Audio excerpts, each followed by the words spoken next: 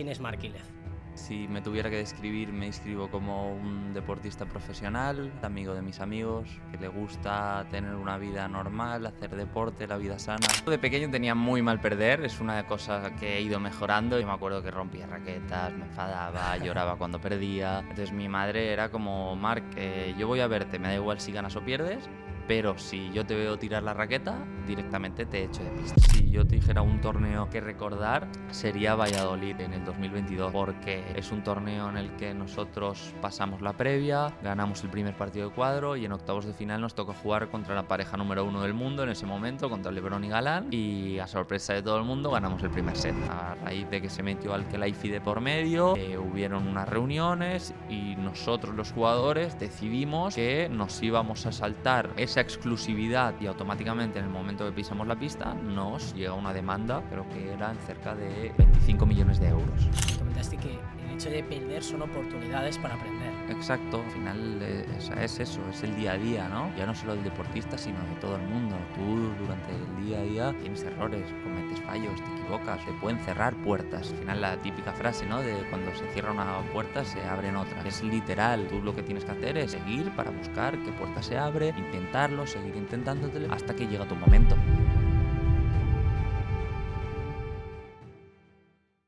Bueno, Marc, encantado de que hayas venido ¿Qué tal? al podcast. ¿Cómo estás? Siempre empiezo con una primera pregunta de cortesía y es ¿quién es Marc Ilez? Yo creo que si me tuviera que describir, me describo como un deportista profesional. Antes que eso te diría que soy un chico social, amigo de mis amigos, buena persona, o eso creo. Y nada, un chico tranquilo, que le gusta tener una vida normal, hacer deporte, la vida sana, un poquito eso. Porque ¿de dónde vienes? Yo soy de Sant Boi, he vivido hasta este año en Sant Boi, ahora hace poco me mudé a Castelldefels y nada, por la zona de aquí del Llobregat. ¿Cómo comenzó tu historia interesándote por el deporte? Ya desde pequeño, me has dicho que empezaste ya con el deporte desde bien pequeño, pero cuéntame un poco ya desde el principio cómo fue todo esto. Yo desde pequeño, yo tengo dos hermanos, un hermano mayor, un hermano pequeño, entonces íbamos como un poco en pack. Entonces, desde pequeño hemos como ido probando diferentes deportes. Empezamos probando el fútbol en su momento. Duró muy poquito aquello y menos mal, porque se me daba muy mal. Luego pasamos también por el rugby. Al ser de Sant Boi había como la tradición de que todo el samboyano tenía que probar el rugby. ¿No? Exacto. Y luego nos iniciamos en el tenis. Nos iniciamos en el tenis y ahí nos enganchó el deporte de raqueta y ahí un poco el vínculo principal con el deporte de raqueta. ¿Porque empezaste en el tenis por algo en particular o fue por voy a probar este deporte?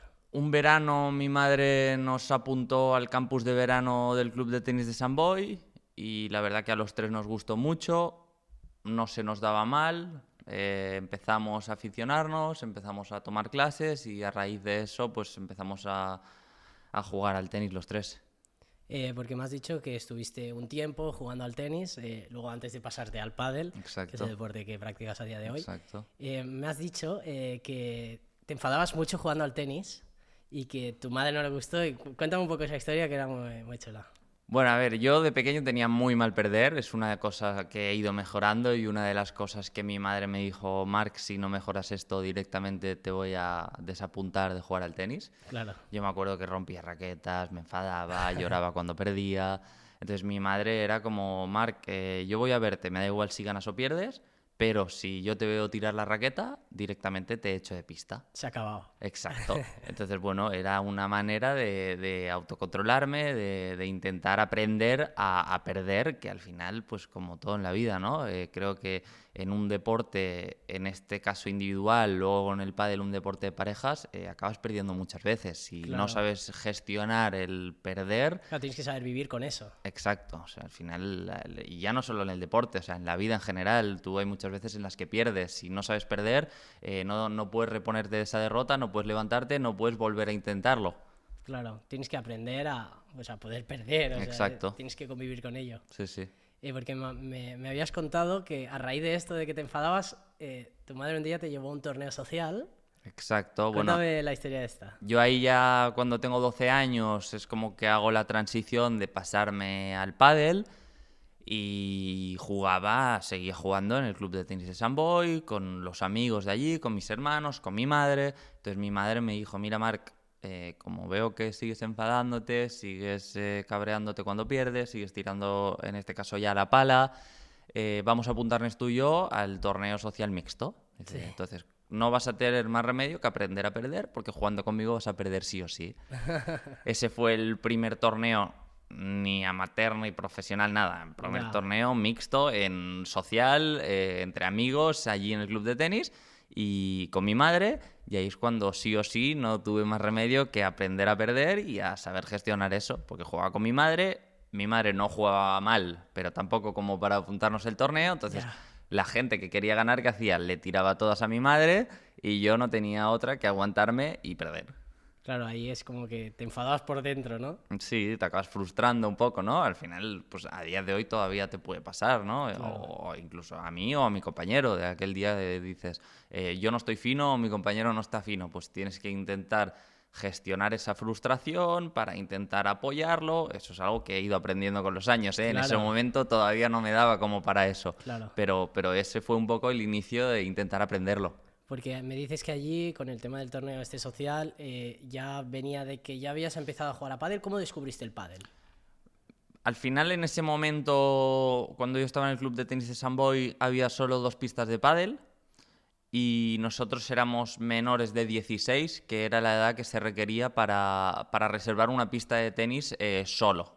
Tú tenías que ser mayor de 16 años para reservar la pista y en ese momento mi hermano mayor Pau y yo no teníamos todavía los 16. Entonces, cuando íbamos al club de tenis, por mucho que la pista de tenis estuviera libre, no la podíamos reservar. Entonces, ¿qué hacíamos? Nos metíamos en la pista de pádel con la raqueta de tenis a pelotear dentro de la pista. Entonces, ahí es un poco la primera toma de contacto que nosotros tenemos con el pádel. Dentro de la pista de pádel con la raqueta de tenis. Sí. Ahí empezamos un poco. No era pádel, no era pádel, era un mix, pero teníamos ahí los cristales, entonces ahí empezábamos un poco. Entonces, en ese momento que nosotros empezábamos a pelotear y demás, se nos daba bien el tenis, entonces técnicamente pues jugábamos bien y la podíamos pasar, empezamos a familiarizarnos con las paredes y la gente que nos veía decía, ostras, estos chicos juegan bien, tal, cual. Total, que en el momento que había 3 personas que les había fallado uno para jugar un partidito de pádel, pues nos llamaban o a Pau, mi hermano, o a mí y nos decían, oye Marc, ¿quieres jugar un partidito de pádel con nosotros que nos ha fallado uno? Entonces ahí fue como la primera toma de contacto nuestra real con el pádel. Claro, que ya no jugabas con raquetas de tenis, sino con... Exacto, con la de pádel. Raquetas de pádel. Exacto. Porque ahora nos adentraremos ya un poco en el tema del pádel, pero me has comentado que también te quemaste un poco del tenis y que te gustó un poco más ese ambiente que había en el pádel, ese compañerismo. Sí, nosotros desde bien pequeños, en el momento que empezamos a entrenar a tenis, al darnos bien el deporte, empezamos a entrenar en el Club Tenis Andrés Jimeno, empezamos desde muy pequeñitos a llevar un entreno de competición. Entonces, había 2 tardes de la semana que no íbamos al colegio para ir a entrenar, entrenábamos cada día muchas horas, jugábamos los fines de semana torneos y al final el ambiente del tenis, al ser un deporte individual, es como muy competitivo, es como hay mucha envidia. Incluso al ser individual, como más ego, ¿no? Exacto. Coge protagonismo el personaje que está jugando y tiene más ego, por decirlo así. De Exacto. alguna manera. Entonces, yo en el momento que me cambio al pádel y descubro que es todo lo contrario, que es muchísimo más social, que es mucho más divertido, que al final es como una familia. Claro, que a veces muchos es esto que dicen de voy a jugar a pádel, pero juego a pádel para la cerveza de después. Exacto. Entonces, en ese momento, para un niño de 12, 13, 14 años, es una cosa que te tira mucho, ¿no? Haces un vínculo, haces un círculo de amistades que te acaba llamando a seguir practicando ese deporte. Claro. Porque me has hablado de que, bueno, a partir de esto que te llamaban a jugar, me has hablado mucho que te marcó una persona que se llamaba Jordi Vilas. Sí. En ese momento.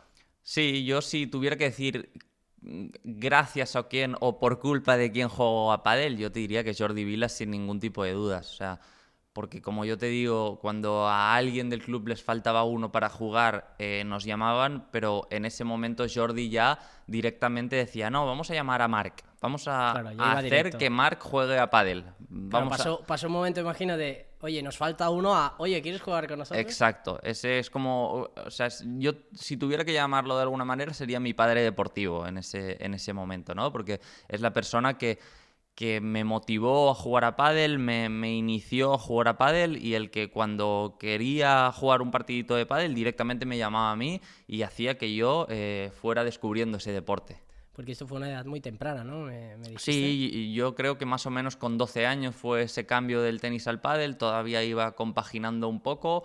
A los 12 directamente decidí dejar el tenis para centrarme 100% en el pádel. Porque ¿qué te hizo dar ese cambio del tenis al pádel? ¿Hubo algún suceso, algún momento? Pues precisamente hablando de Jordi, cuando nosotros ya pues teníamos una amistad un poquito más grande, en ese momento Jordi me propone jugar nuestro primer torneo fuera del club. Ah, vale. Entonces, en ese momento nosotros decidimos apuntarnos a un torneo amateur en Barcelona, en el Ciudad Diagonal, y juego mi primer torneo, no profesional, amateur, pero juego mi primer torneo junto a Jordi. Entonces, en ese momento que nosotros jugamos el torneo, al terminar el primer partido, que si recuerdo bien creo que perdimos, hay un entrenador, que yo en ese momento no sabía que era entrenador, hay una persona que viene y me dice, hola Marc, dice, mira, Pablo Aimá, que es un entrenador muy conocido aquí en Cataluña, quiere hablar contigo. Y yo junto a Jordi, evidentemente, porque en ese momento tenía 12 años, vamos, nos acercamos y Pablo me dice, Marc, me ha gustado mucho cómo juegas, veo que has jugado a tenis, técnicamente juegas muy bien, me gustaría que entrenaras conmigo. Entonces, Hostia. esa conversación en ese momento fue como un clic para mí, Claro. como para llegar a casa, hablar con mi madre y decirle, mamá, creo que quiero jugar a pádel, creo que quiero entrenar a pádel. Que se me ha acercado a alguien que, claro, te marcó de alguna manera eso también. Claro, a raíz de eso, con mi madre nos ponemos a investigar quién es Pablo Aimá, Sí. empezamos a ver que es uno de los mejores entrenadores de Cataluña en ese momento, que lleva la mayor formación de niños en ese momento en Cataluña. Entonces decidimos apostar por cambiar completamente y por centrarnos en entrenar a pádel. Porque el cambio que le diste, imagino que fuiste a verlo allí a su club y hablaste con él. Claro, nosotros tuvimos una reunión en ese momento en el Laietà, que era el club en el que entrenaba Pablo.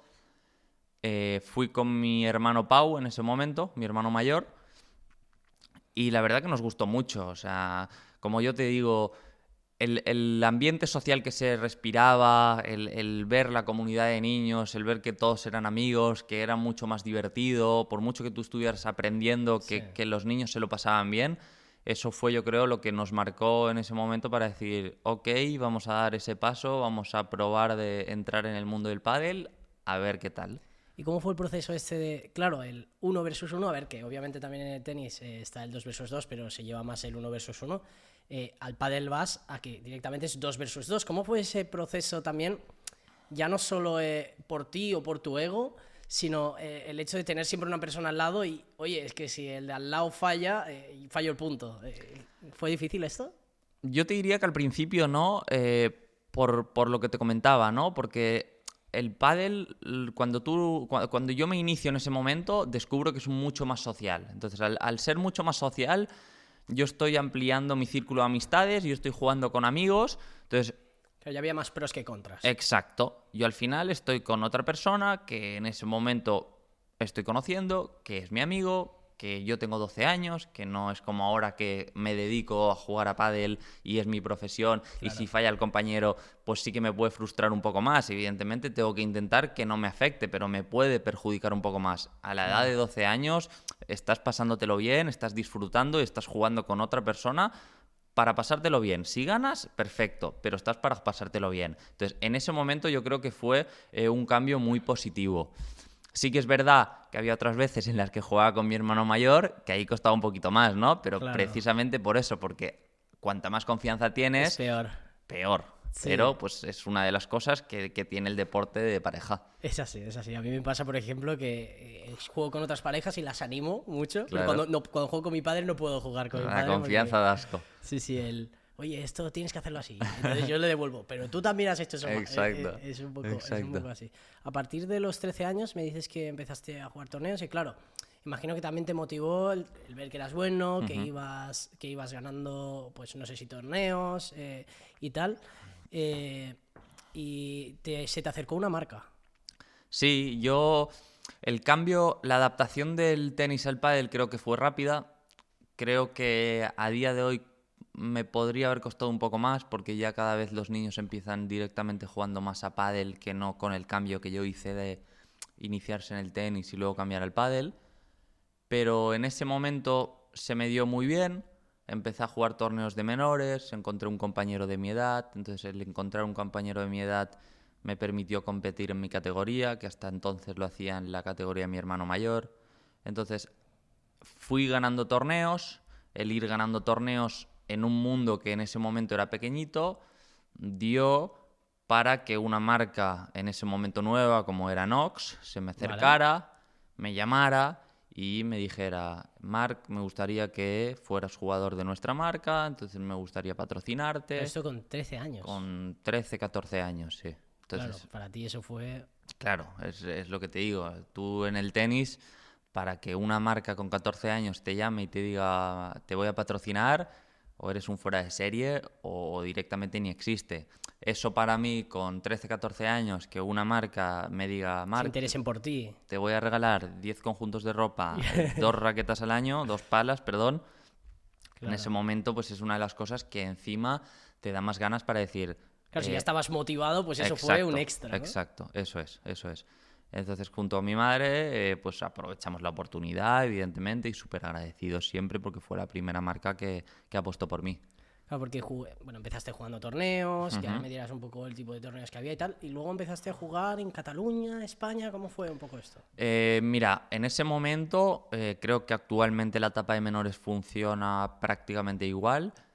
Tú necesitabas jugar en tu comunidad, en este caso en Cataluña. Entonces, si ganabas el torneo de tu comunidad, te permitía ir a jugar el torneo en España. Ah, vale, como que te clasificabas, Exacto. ¿no? Habían torneos clasificatorios en cada comunidad y de esos clasificatorios se jugaba el TIC Premium en ese momento, que era de toda España. Claro, es como los mejores de todos los sitios se reúnen para hacer un torneo. Exacto. Yo me acuerdo que cuando yo era infantil de segundo año, al final en esas edades se nota mucho un año más, un año menos. Entonces, siempre cuando yo era de primer año había diferencia con los de segundo año, al revés cuando yo lo era de segundo. Entonces me acuerdo que yo, infantil de segundo año, con 14 años ya ganó mi primer campeonato de Cataluña con Tunet Sans. Y en ese momento nosotros ya clasificábamos para ir a jugar las pruebas en España. En España no ganábamos, prácticamente podíamos ganar un partido, pero no llegábamos a las rondas finales. Pero nos permitía viajar y todavía ampliar un poco más la visión del pádel, conocer el deporte, Claro. ver el gran Gente de otros sitios. ver el gran ambiente que se movía a nivel español, porque nosotros en ese momento solo conocíamos lo que se movía aquí en Cataluña. El poder viajar te permite descubrir lo que es el deporte a nivel español en ese momento. Claro. Entonces, en ese momento empezamos con eso. Con los 15, 16 fue un poquito lo mismo. Yo, siendo cadete, vuelvo a ganar Campeonato de Cataluña. En España sigo estando ahí, pero no rondas finales. Y me acuerdo que ya con 17, 18 yo gano el Campeonato de Cataluña siendo junior de primer año y junior de segundo año. O sea, repito, 3 consecutivos, cadete, junior de primero y junior de segundo. Y cuando yo estoy como junior de segundo, ahí sí, en mi último año de menores, doy un poquito el salto de calidad y empiezo a llegar a las rondas finales en España. En ese momento normalmente tú jugabas, o yo en ese caso jugaba con una pareja de mi misma comunidad, de Cataluña. En ese último año un chico de Andalucía, Miguel Portellano, decide llamarme para proponerme jugar, que era un poco lo que pasaba con las parejas buenas, que Claro. por mucho que no fueran de la misma comunidad, se juntaban para jugar y pues para ganar. Y en ese momento fue un poco el salto que yo di para jugar con un chico de fuera, para apostar por un proyecto pese a no entrenar juntos. Y eso también me permitió el poder llegar a las rondas finales en España. Claro. Me permitió Claro, quedar... se juntaban los mejores, ¿no? Al final queremos Exacto. ganar, oye, este es el mejor de allí, pues hablo con este para... Exacto. Entonces eso me permitió en ese momento, con 18 años, quedar tercero de España por parejas. Y eso lo que me permitió es poder ir con la selección española al Mundial de Menores a Buenos Aires. Vale, ahora hablaremos del tema de la selección, que es muy interesante. ¿Cuándo empezaste, ahí ya te empezaste a dar cuenta de que esto podía ir en serio? ¿O mucho antes? ¿O realmente tú como que vivías y no te dabas mucha cuenta de todo esto? No, no. Antes de mis 18 yo te diría que no. O sea, yo lo hacía simplemente por diversión, me encantaba el deporte. Creo que por mis características, que soy un chico alto, que soy rápido, era un deporte que se me daba bien, pero simplemente lo hacía por divertirme. Yo en ningún Vale. momento me decía, no, Marc, tú vas a dedicarte a jugar a pádel, vas a ser profesional. Que a lo mejor tampoco en ese momento no era tan... Eso en el pádel en ese momento no era tan famoso, vamos a Como decir, a día de hoy, como a día de exacto. hoy. Y claro, a lo mejor dedicarse al pádel había muy pocos que se podían dedicar, ¿no? Exacto, sí, yo creo que con la evolución del deporte a día de hoy, un chico con 14 años puede decir, voy a apostar todo para llegar a ser profesional del deporte, como tú dices, porque Claro. está mucho más desarrollado. En mi momento, si ya vivían muy pocos de los profesionales 100% de jugar a pádel, con 14 años era impensable decir, voy a ser jugador profesional de pádel. Claro, claro, claro. Me decías el tema de la selección, a partir de quedaste tercero de España y te llamaron para jugar con tu pareja, imagino.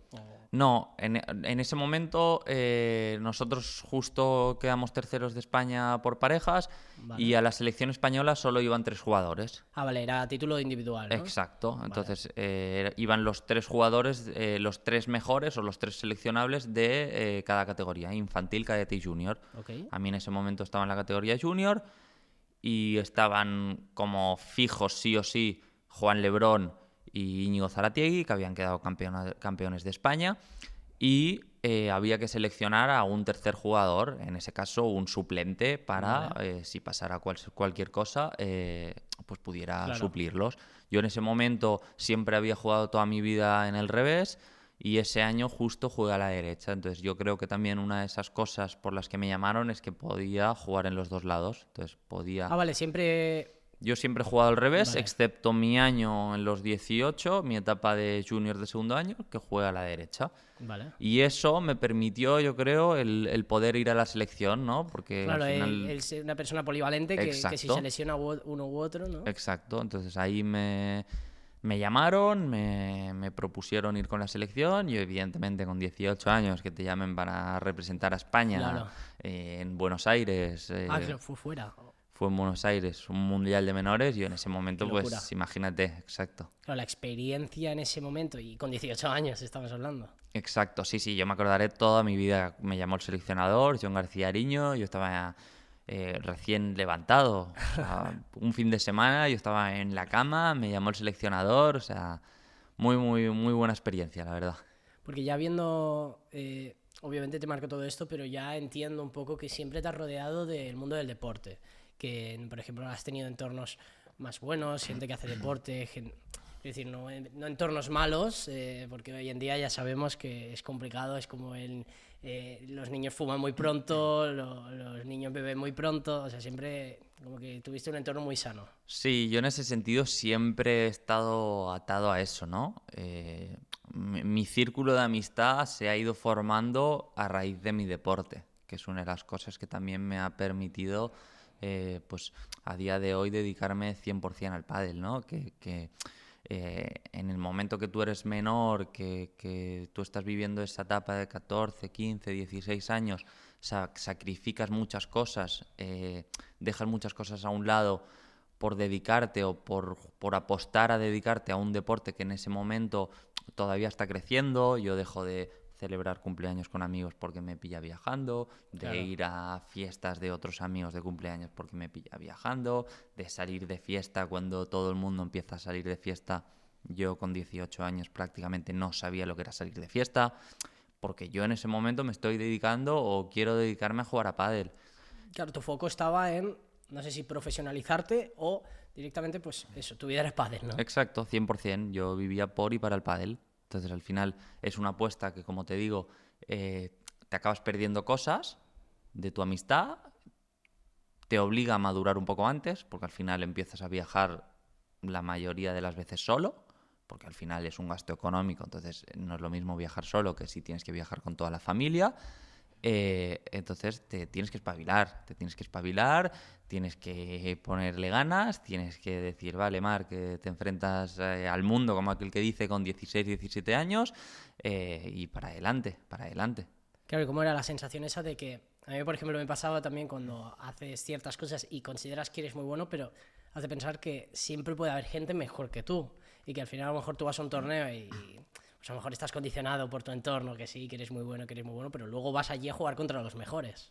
No, yo en eso siempre creo que he tenido suerte, que he tenido una persona que me ha ayudado muchísimo, que es mi madre. O sea, mi madre me ha dicho, dice, Marc, tú siempre ves dando pasitos, poco a poco, no tengas prisa, ya llegará el día en que ganes, ya llegará el día en que sea tu momento, el día en que mejores. Entonces, yo estoy súper agradecido a ella porque en todo momento nunca he sentido la presión de decir, si juegas a pádel, tienes que ganar. No, Claro. ella siempre me ha dicho, tú juegas a pádel, quieres jugar a pádel, dalo todo en pista, dalo todo cuando compitas y que tú cuando termines tengas la sensación de decir, lo he dejado todo, no has ganado, no pasa nada, pero lo has intentado.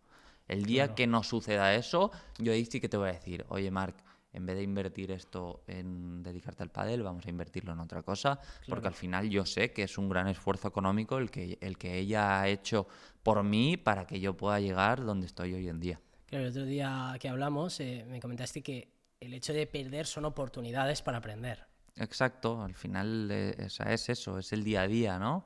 Ya no solo del deportista, sino de todo el mundo. Tú durante el día a día tienes errores, cometes fallos, te equivocas o te pueden cerrar puertas. Entonces, Claro. al final, al final la típica frase, ¿no? De cuando se cierra una puerta se abren otras. Sí. Es literal. Tú lo que tienes que hacer es seguir para buscar qué puerta se abre, intentarlo, seguir intentándotelo hasta que llega tu momento. Y cuando llega tu momento, estar preparado para poder aprovecharlo. Creo que al final lo difícil entre comillas, sería ganar todo. Porque yo creo, bajo mi entendimiento, es tú realmente aprendes cuando pierdes, cuando te equivocas. Sí, sí, al final yo creo que también hay que ver un poco los ejemplos, ¿no? De deportistas que a día de hoy son top mundiales, de ver si de pequeños ganaban. Hay muy pocos deportistas, yo creo, que han ganado toda la vida. Claro. Porque saber gestionar la victoria tampoco es fácil. Porque Claro. al final, como tú dices, ¿no? Cuando tú pierdes, yo pierdo un domingo, una final, yo voy el lunes y voy con la cabeza pensando qué tengo que hacer para llegar el próximo domingo y ganar esa final. Claro, que he hecho mal, que tengo que mejorar. ¿Qué tengo que aprender? ¿Qué tengo que entrenar? ¿Qué tengo que perfeccionar? Si yo voy el domingo y gano, y al siguiente domingo gano, y al siguiente domingo gano, yo a los 2 meses voy el lunes a entrenar y digo, si ya está, si ya voy ganando siempre. Claro. Si yo pierdo, lo intento, practico, entreno, mejoro, voy, que vuelvo a perder, practico más, que vuelvo a perder todavía más hasta que llegue el día en que cuando se presente mi oportunidad la pueda aprovechar. Claro, que al final es un poco eso. Le dirías a la gente que su foco sea pues en tener una vida saludable, en hacer lo que tiene que hacer y no centrarse tanto en el ganar, sino en darlo todo. Sí, sobre todo en el camino, ¿no? Creo que durante el camino tú puedes pasar mejores o peores momentos, pero no tienes que decaer. Al final se te pueden cerrar puertas, puedes perder oportunidades, ya porque no estás preparado o porque te las cierran, porque al final la sociedad en general es así, ¿no? En este país yo creo que somos muy así, ¿no? De cerrar puertas muy pronto. Pero creo que si tú sigues preparándote, sigues esforzándote y sigues confiando sobre todo en lo que haces, llega el día en que tu oportunidad va a aparecer y sobre todo que estés preparado para cuando aparezca. Claro, lo que marcan tanto no es esas victorias, sino pues eso, el haber perdido y el haber seguido, el ser constante, El el aprendizaje. mantenerse. También tienes que ser un poco consciente, es complicado, pero el entender que si eres constante y no paras, al final vas a poder conseguir lo que quieras. Claro, o sea, para mí el trabajo siempre gana el talento, ¿no? Sí. El talento es una cosa innata, es una cosa que tú naces con ella o no, pero si tú no trabajas para que ese talento te ayude en un momento determinado, no sirve de nada, porque el talentoso que no trabaja se va a quedar siempre en, mira que el chico, qué talento tenía, Claro.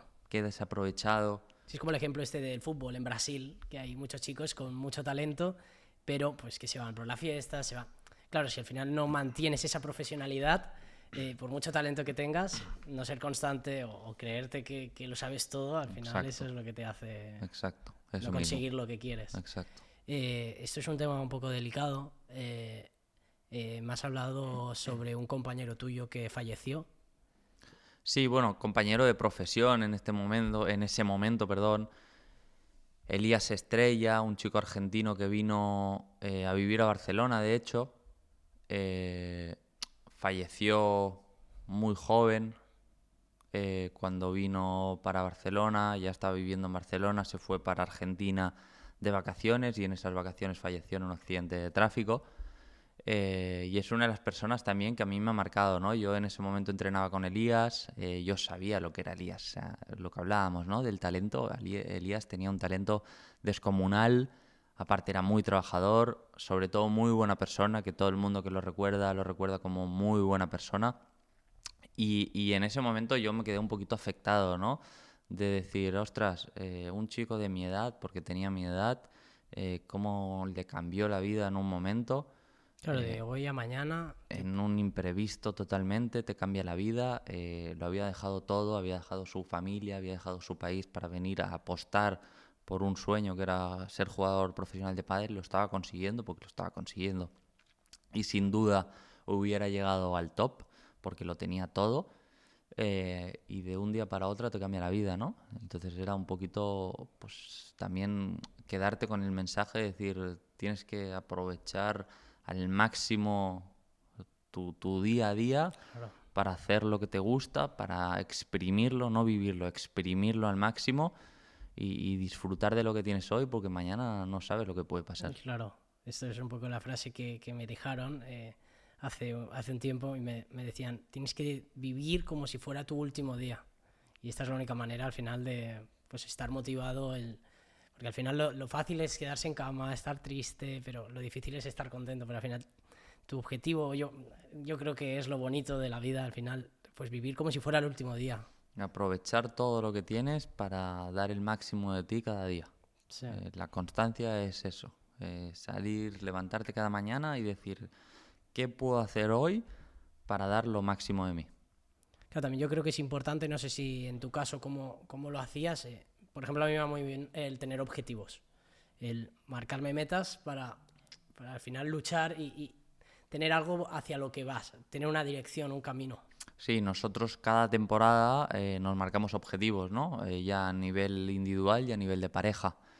Entonces siempre lo dividimos entre objetivos a corto, a medio y a largo plazo. Entonces es eso, tú te vas enfocando en pequeños objetivos para ir mejorando a diario, que esos pequeños objetivos te lleven a esos objetivos de medio alcance y esos objetivos de medio alcance te lleven a una meta final o de largo alcance. Porque esos objetivos grandes que tienes son muy ambiciosos yo por ejemplo me pongo objetivos muy grandes que a lo mejor no son tan realistas, pero a mí me ayudan pues vas acortando objetivos y dices, oye, quiero llegar a 100.000 suscriptores, pero yo soy consciente pues, de que primero hay que llegar a 1.000, a 2.000, Claro. a 10.000, a 11.000.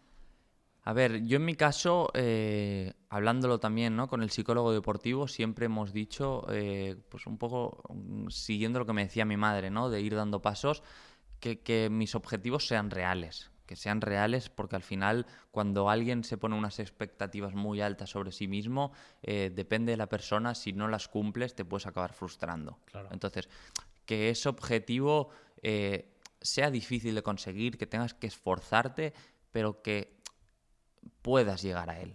Claro, Porque si yo digo, no, quiero ser número 1 del mundo, claro. y yo en 2 años no soy número 1 del mundo, Te frustras. exacto, yo me puedo terminar frustrando.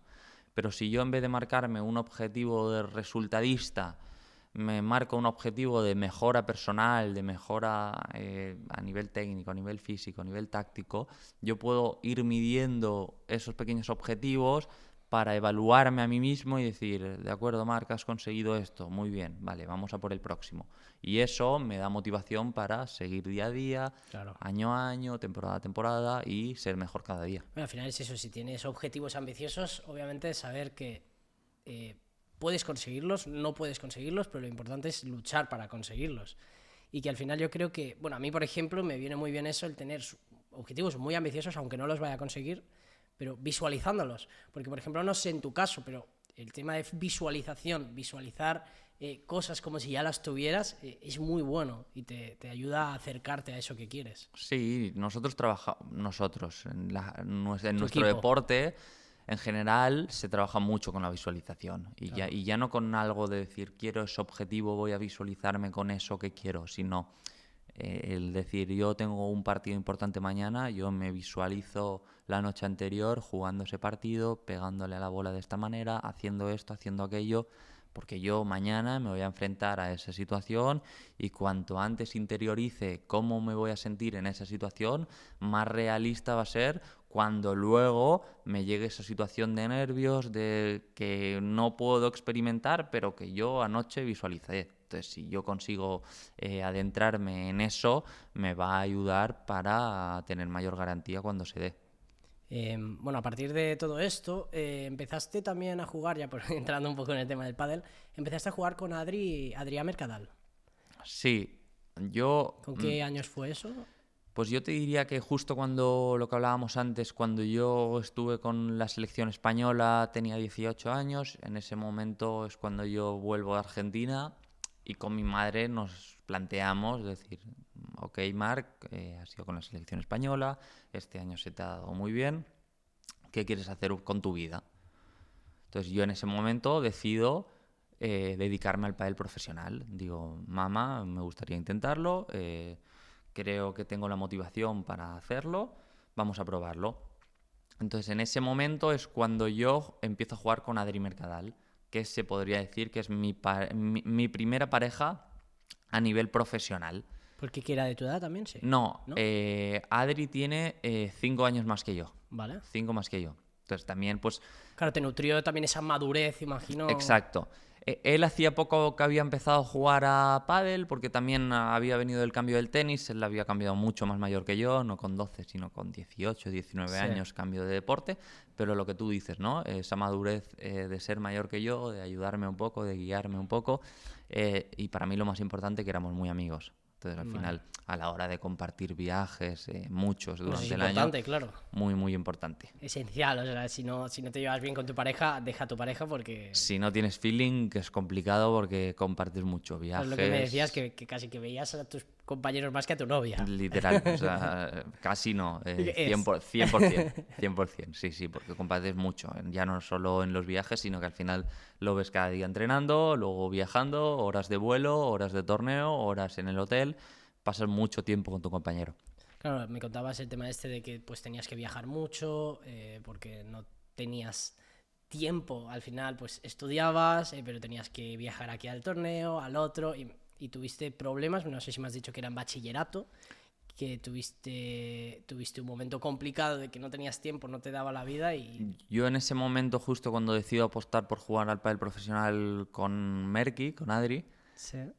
Justo estoy estudiando bachillerato y en ese momento he decidido con mi madre empezar el bachillerato a distancia. Mi madre ha sido profesora toda la vida, entonces ella siempre me ha dicho, ok, Marc, tú dedícate al deporte si quieres, pero el estudiar no lo vas a dejar. Los estudios son obligatorios. Obligatorios. Y el día de mañana lo vas a necesitar. Entonces eso sí o sí que lo llevo grabado a fuego desde pequeñito porque siempre me lo ha inculcado así mi madre.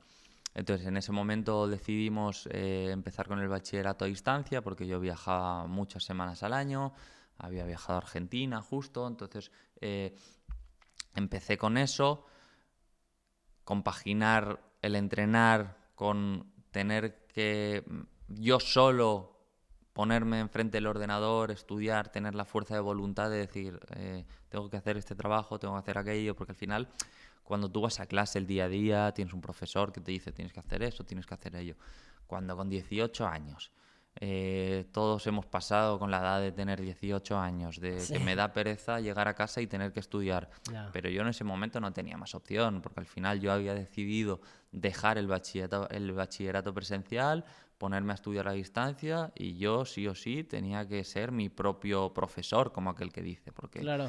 yo tenía que ponerme enfrente del ordenador, leerme los apuntes, hacer los trabajos, para luego prepararme e ir a los exámenes. Porque también era un poco pues ese compromiso que tenías con tu madre de, oye, dejamos esto, lo hacemos de esta manera, pero tengo que cumplir. Claro, o sea, como yo antes te he dicho que mi madre no me exigía a nivel deportivo, a nivel de estudio sí. Yo siempre he tenido muy claro que si yo en ese momento empiezo a suspender o empiezo a dejar de estudiar, mi madre me dice, oye Marc, te corto el grifo y tú no sigues jugando a pádel. Ya, Vuelves al cole y vuelves a estudiar presencial. claro. Por eso Claro, ya te también lo dijo desde un momento, desde el siempre, principio, ¿no? siempre, que si yo no tiraba para adelante con los estudios, el pádel se me terminaba. Es una de las cosas que siempre me ha marcado y yo a día de hoy sigo estudiando. Sí. Entonces, ¿Sigues estudiando? ¿Qué estás estoy estudiando? estudiando tercero de ADE, Hostia, sí. También a distancia porque todavía viajo mucho más, claro.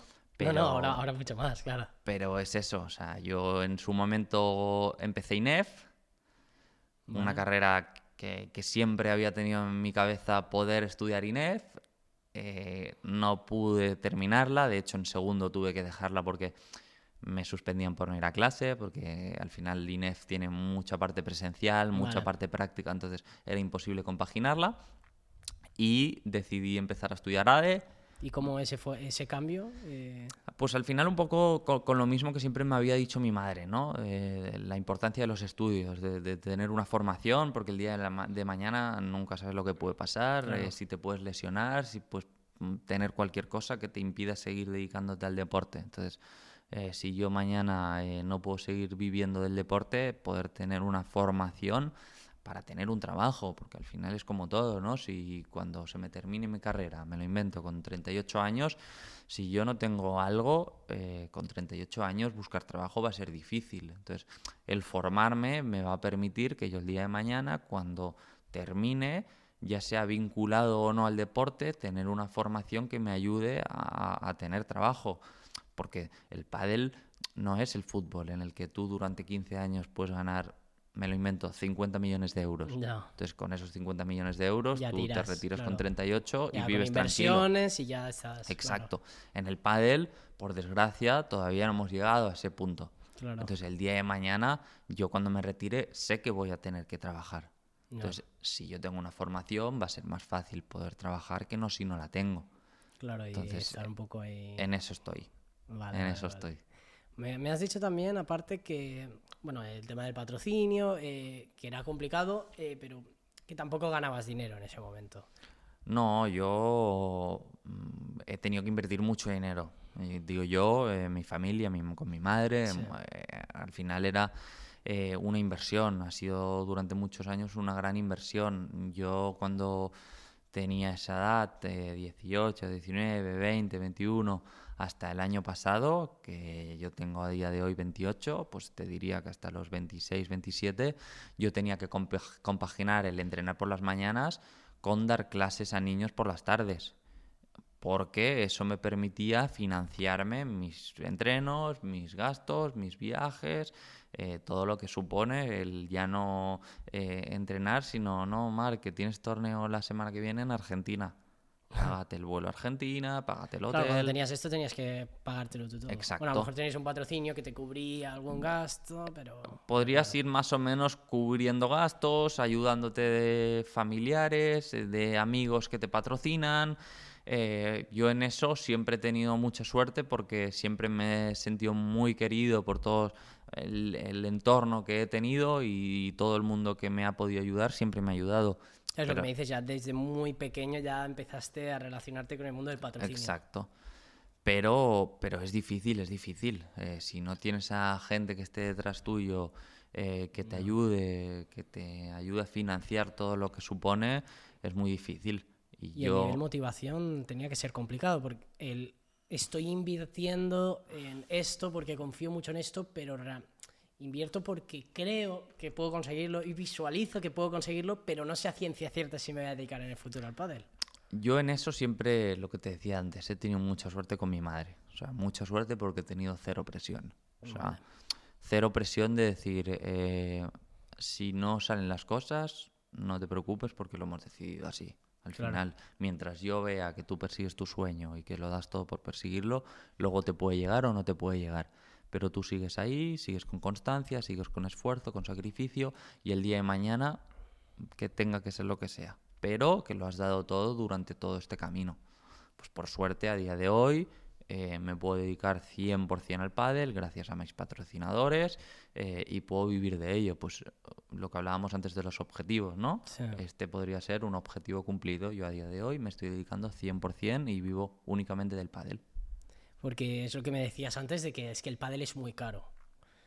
Ya no solo la ropa, las raquetas, sino el nutricionista, el fisio. Y Claro, todo al esto. final, cuando tú dices el pádel es muy caro, uno puede pensar, no, una pala te cuesta 300 euros. Bueno, el material deportivo, más o menos, si juegas más o menos bien, tienes un buen ranking, siempre vas a conseguir un Claro, patrocinador si tienes que patrocinador. te dé ese material. El problema está en el momento que tú le tienes que decir al patrocinador, no, yo no quiero material, sino que aparte del material, quiero que me ayudes económicamente. Claro, quiero un equipo porque al final tengo que... Quiero un Claro, contrato profesional con el que ese dinero me ayude a, primero, a invertirlo en los gastos que yo tengo, de poder pagar preparador físico, poder pagar el entrenador, psicólogo, nutricionista, fisio, y además de todo eso que tengo que pagar en el día a día, tener que pagar viajes, dietas en los viajes, hoteles en los viajes. Todo eso es lo que acaba sumando, sumando, sumando, y es una cantidad muy elevada de dinero. claro que no es tan fácil. No, es lo que yo te decía, pues dentro de lo que uno puede ir consiguiendo, pues te van ayudando, ¿no? Yo tengo fisio que a mí me patrocina, mi fisio en Osteobas, yo voy y me tratan y estoy encantadísimo. Pues son cosas que vas cubriendo y al final te van ayudando, y es gente que va apostando por ti cuando a lo mejor tú estás empezando y ellos en ese momento no ganan nada, pero acaban confiando en ti. Entonces, Claro. no es la presión, sino el decir, yo me debo a toda esa gente que ha ido apostando por mí durante el camino, porque gracias a esa gente que va apostando, va patrocinándome año a año, yo puedo estar a día de hoy aquí sentado contigo hablando Sí. de que me estoy dedicando 100% al pádel. Claro, y que al final entendemos de que tenemos una parte muy egocéntrica, de que creemos que somos los mejores, de que podemos hacerlo todos solos, pero al final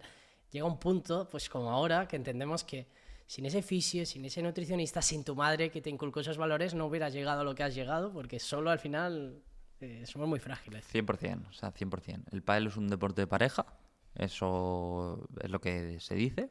Para mí es un deporte individual que se juega en pareja, que es bastante diferente, porque al final dependes de uno mismo, entonces tú siempre tienes a un compañero a la hora de jugar, pero todo lo que envuelve de todo lo que estamos hablando, ¿no? Dependes de uno mismo, y sin el apoyo de todas esas personas que en mi caso han ido pasando durante todos estos años, yo no podría estar jugando a día de hoy a pádel. Claro, estás un poco donde estás y al final, pues por las parejas, por las personas que han estado a tu lado y que todos te han aportado de alguna manera. Exacto, sí, sí. Es así. ¿Cuándo empezaste en World Padel Tour? Pues retomando un poco lo que hablábamos antes de cuando yo empiezo a jugar con Adri Mercadal, en ese momento nosotros empezamos a jugar el circuito profesional en 2015, te diría que fue nuestro primer año como profesionales, 2014-2015 es el... Claro, eras muy diferente a como es ahora, obviamente. Sí, bastante diferente. Y ese año nosotros decidimos apostar por jugar el calendario completo. Vale. Hasta entonces yo había jugado alguna prueba puntual, había jugado pues cuando venía al circuito a Barcelona, jugaba la prueba de Barcelona, había ido a Madrid y jugado la prueba de Madrid, pero no había seguido el circuito anual todavía. ¿Cómo es el tema de los circuitos para la gente que no entienda mucho? Al final, en ese momento, World Padel Tour era el circuito profesional. Entonces, el circuito profesional se basa en que tú juegas durante todo el año 20 pruebas. Entonces, las 20 pruebas están repartidas por 20 sedes diferentes. En ese momento de 20 pruebas, a lo mejor tenías 18 en España y 2 en el extranjero, que tenías en ese momento Argentina y México en el extranjero. Vale. Ya. Entonces, tú jugabas, me lo invento, pues la semana que viene me toca jugar en Madrid. Pues me voy a jugar en Madrid, un torneo de eliminación directa. En ese momento nosotros estábamos empezando, entonces teníamos que jugar la fase previa, en la que para acceder a 16avos de final nosotros teníamos que ganar 5 partidos previos. Vale. Entonces teníamos que pasar la fase previa para clasificarnos para el cuadro final. Y una vez clasificábamos para el cuadro final, empezamos con los mejores en ese momento en la ronda de 16avos. Porque World Padel Tour estaba aquí. ¿La gente venía de fuera aquí para competir en esto? ¿O Básicamente, el jugador de pádel profesional, el 95% de los jugadores profesionales viven en España. Vale. O sea, el argentino vive en España, el brasileño vive en España. Claro, si querías profesionalizarte tenías que venir a España a competir. Aunque luego fueras a México, ibas con el circuito, ¿no? Y en ese momento a Argentina y a México ibas 2 semanas al año. O sea, claro. el otro tanto por ciento de Estabas pruebas aquí. estaban en España. Entonces te rentaba mucho más vivir en España. Entonces yo en ese año empiezo a jugar con Adri Mercadal. Me acuerdo que en 2016 conseguimos nuestro primer cuadro final, que es como... en ese momento, pues lo que hablábamos también antes de los objetivos, pues en el momento que un jugador joven empieza jugando las fases previas, uno de los principales objetivos de esos jugadores es poder llegar algún día a jugar contra las mejores parejas del mundo, ¿no? Entonces, claro, para eso tenías que pasar la fase previa. Yo claro, me acuerdo, es un filtro muy grande, de mucha gente. Muchísima gente. Yo me acuerdo toda la vida y es un torneo que tendré marcado siempre en el corazón. En Sevilla, 2016, justo coincidía con mi cumpleaños, 22 de septiembre. Coincidimos en esa fecha que conseguimos nuestro primer cuadro final con Mercky, que tuvimos que ganar 5 partidos en 3 días, me acuerdo. Jugamos mañana, tarde, mañana. Entramos al cuadro final, ganamos el primer partido del cuadro final y perdimos en octavos de final contra la pareja 7 del mundo en ese momento, con Maxi Gravel y Ramiro Moyano. Y ese es uno de mis primeros grandes resultados, si no el primero, a nivel profesional. Eso ya empezó a marcarte de cara a entender ya cómo funciona. Exacto. Y el nivel que hay, ¿no? Exacto. La gente. Sí, también el decir, pues he conseguido llegar allí, si lo consigo una vez, voy a trabajar para poder conseguirlo más veces. Claro, porque poco después, que siempre estuviste en el equipo hablábamos antes que te vinieron a fichar. No, con la marca dices. No, Pablo. Con Pablo Aimá, no. Yo en ese momento trabajé con Pablo durante 5 o 6 años, luego pasé otra etapa de mi vida profesional con Marcela Ferrari. Sí, esto es un poco... o sea, ya pasaste directamente a Marcela. Sí, que es lo que yo paso a Marcela con 18 años, te diría que paso. ¿Te vinieron a fichar o cómo...? No, yo con Marcela había coincidido en la etapa de menores. Marcela era seleccionadora de menores en Cataluña y siempre habíamos tenido una relación muy buena, nos entendíamos muchísimo y era como que veíamos que algún día íbamos a trabajar juntos, pero todavía no se había dado. Sí. Y con los 18 años ahí se dio, empezamos a trabajar y Marcela fue un poco la que me ayudó, ¿no? A dar ese paso a profesional, a empezar a creer un poquito en mí, en mi juego, en poder dedicarme 100% al pádel, y gracias a Marcela también pude dar ese paso. Porque Marcela también era profesional. Sí, Marcela había jugado profesionalmente, en ese momento ya no jugaba, estaba únicamente dedicándose a entrenar. Ella estaba de segunda entrenadora de Fernando Velasteguín, que ha sido número 1 del mundo durante 16 años. Sí. Y para mí el mejor jugador de la historia. Y y también a mí me permitía, ¿no? Pues poder entrenar con vela en ese momento, cosa que también me ha ayudado muchísimo a lo largo de mi carrera. Claro. Entonces también muy agradecido por esa parte a Marcela el poder permitirme vivir todas esas experiencias. Claro, se conectaron los hilos, ¿no? Exacto, fue todo lo que hablábamos, ¿no? De estar en el momento adecuado para aprovechar las oportunidades, pues justo se dio, yo lo pude aprovechar y es una cosa que me catapultó para poder dedicarme profesionalmente al pádel. ¿Y cómo fue esto? Porque me decías que pues con 12 años ibas a ver a Vela jugar y pasas a entrenar con Vela. Este punto de, no sé si pues era tu ídolo o ese fanatismo, a tenerlo delante, darte cuenta que es una persona, ¿cómo fue este proceso? Sí, yo sin duda, si a mí de pequeño me preguntan quién es tu referente en el mundo del pádel, es Vela, ¿no? Yo creo que antes de que se conociera el pádel, la gente que no conocía el pádel conocía a Vela. Sí. Que es una de las cosas que creo que él ha hecho muy bien, ¿no? Que se ha Claro, dado la a marca conocer, Vela. ha creado una marca antes que el propio deporte. Claro. Entonces, para mí, lo que tú decías, ¿no? Con 12 años, ir con mi padre a ver los torneos internacionales en el polo, como un fan más, de que terminara el partido, de pedirle la muñequera, que me diera la muñequera, todas esas cosas que un niño va recordando y a día de hoy poder llamar a Vela para decirle, Vela, comemos la semana que viene, Claro. y considerarlo un amigo es una de las cosas pues que si te paras a pensar, pues es parte de haber cumplido un objetivo, ¿no? De estar Claro. un poco en la pomada, de decir, es compañero de trabajo, compañero de entreno, estoy compitiendo contra él, pero a la vez pues hemos hecho una muy bonita amistad, él me ha ayudado muchísimo en muchísimas cosas, Claro. me ha ayudado a mejorar, yo espero que un poco a él A también, él ¿no? en algo le puede... Con los entrenos que hemos hecho durante muchos años, Sí. pero eso, o sea, para mí... Cuando yo tenía 16 años, creo que fue la primera vez que él me acuerdo toda la vida, que me escribió un mensaje por Twitter para decirme, Marc, ¿puedes venir mañana al polo a entrenar? Y yo, evidentemente, Fuiste. como un loco, no fui al cole y fui a entrenar con Vela. Sí. A raíz de eso, él me iba llamando para hacer de sparring. Al empezar a entrenar con Marcela ya eso se iba dando ¿Un mucho. sparring qué es? Un sparring al final es cuando el jugador profesional llama a otro jugador para decir quiero entrenar, entonces Vela decía pues mira, hoy Marc necesito trabajar la defensa, pues como yo necesito trabajar la defensa, tú Marc vas a estar todo el entreno en ataque. Vale. Entonces es un poco que vas dirigido al jugador profesional, haces un poco lo que el jugador quiere, entonces a eso se le llama ser un sparring. Vale.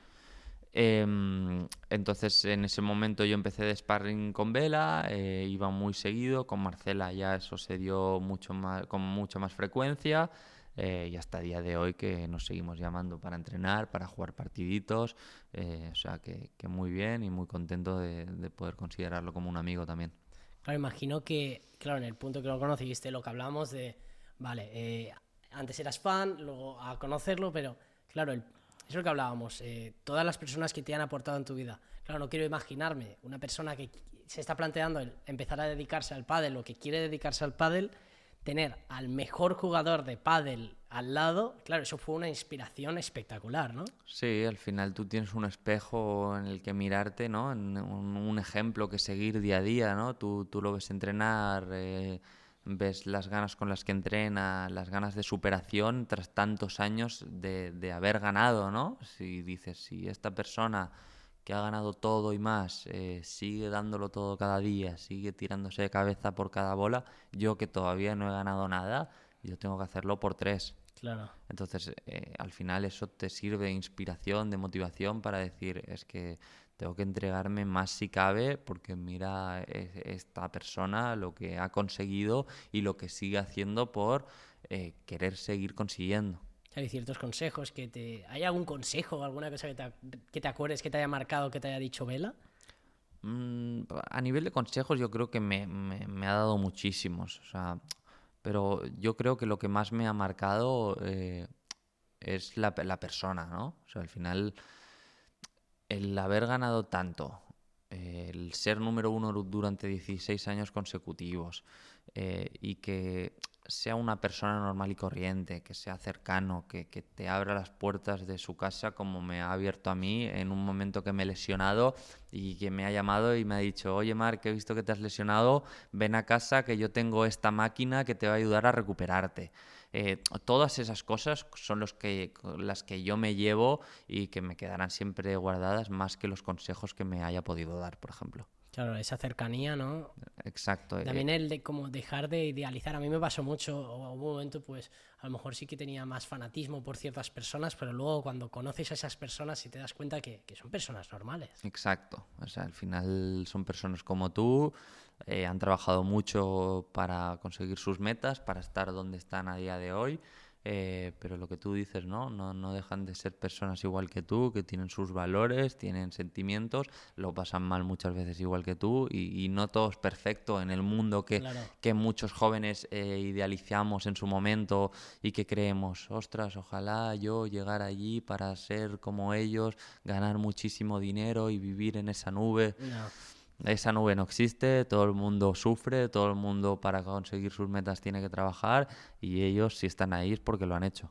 Claro, y que al final es entender un poco esto, porque es que si no, ahora mismo con las redes sociales, esa falsedad que existe, o cuando tú ves a alguien por la tele que te crees que su vida es perfecta, que ha llegado a un punto de éxito, pero es que al final todos tenemos problemas, todos tenemos familia, todos tenemos cosas que pueden afectar a nuestra vida y nada es perfecto. De hecho, hay mucha gente que falsea en redes sociales, que quiere dar una imagen que no es, que luego a mí me ha pasado mucho, bueno, yo porque estoy en el mundo pues de la motivación, desarrollo personal y todo esto, y ves a la gente los consejos que da en redes sociales y luego cuando los conoces en persona, es como que dices, hostia, dices, como que ahí empiezas a entender ya cómo funciona bueno, yo puedo dar mi versión en redes sociales, pero luego... Es totalmente diferente, sí. Sí, es así. En 2000, creo que era en 2021, empiezas a jugar con Tony Bueno. Uh-huh. ¿Cómo fue? Sí, yo creo que si tuviera que decir un año o un momento en el que yo doy un paso para adelante y me consolido a nivel profesional es 2021, perdona, a partir de que empiezo a jugar con Tony. Vale. Nosotros... ¿Quién era Tony en ese momento? Tony yo lo considero un amigo, antes que nada. Con Tony nos conocemos desde que yo empecé a entrenar con Pablo Aimá. Tony en ese momento ya entrenaba con Pablo Aimá. Tony también tiene 5 años mayor que yo y nos conocemos desde hace muchísimos años. En su momento habíamos jugado algún torneo suelto juntos, Vale. pero nunca aquello de decir vamos a crear un proyecto, de jugar juntos, de entrenar juntos. Y en 2021 se da ese momento en el que ni yo estoy bien con mi compañero, ni él con el suyo, entonces decidimos juntarnos. Tony estaba en un momento que no sabía si seguir jugando a pádel, si dejarlo un poco de lado y en ese momento nos juntamos y de repente empezamos a ir pero como un cohete. Se dio todo, ¿no? Me acuerdo que jugamos el primer torneo que jugamos es en Madrid, la fase clasificatoria para Buenos Aires. Directamente clasificamos. La semana siguiente jugamos la fase clasificatoria para México.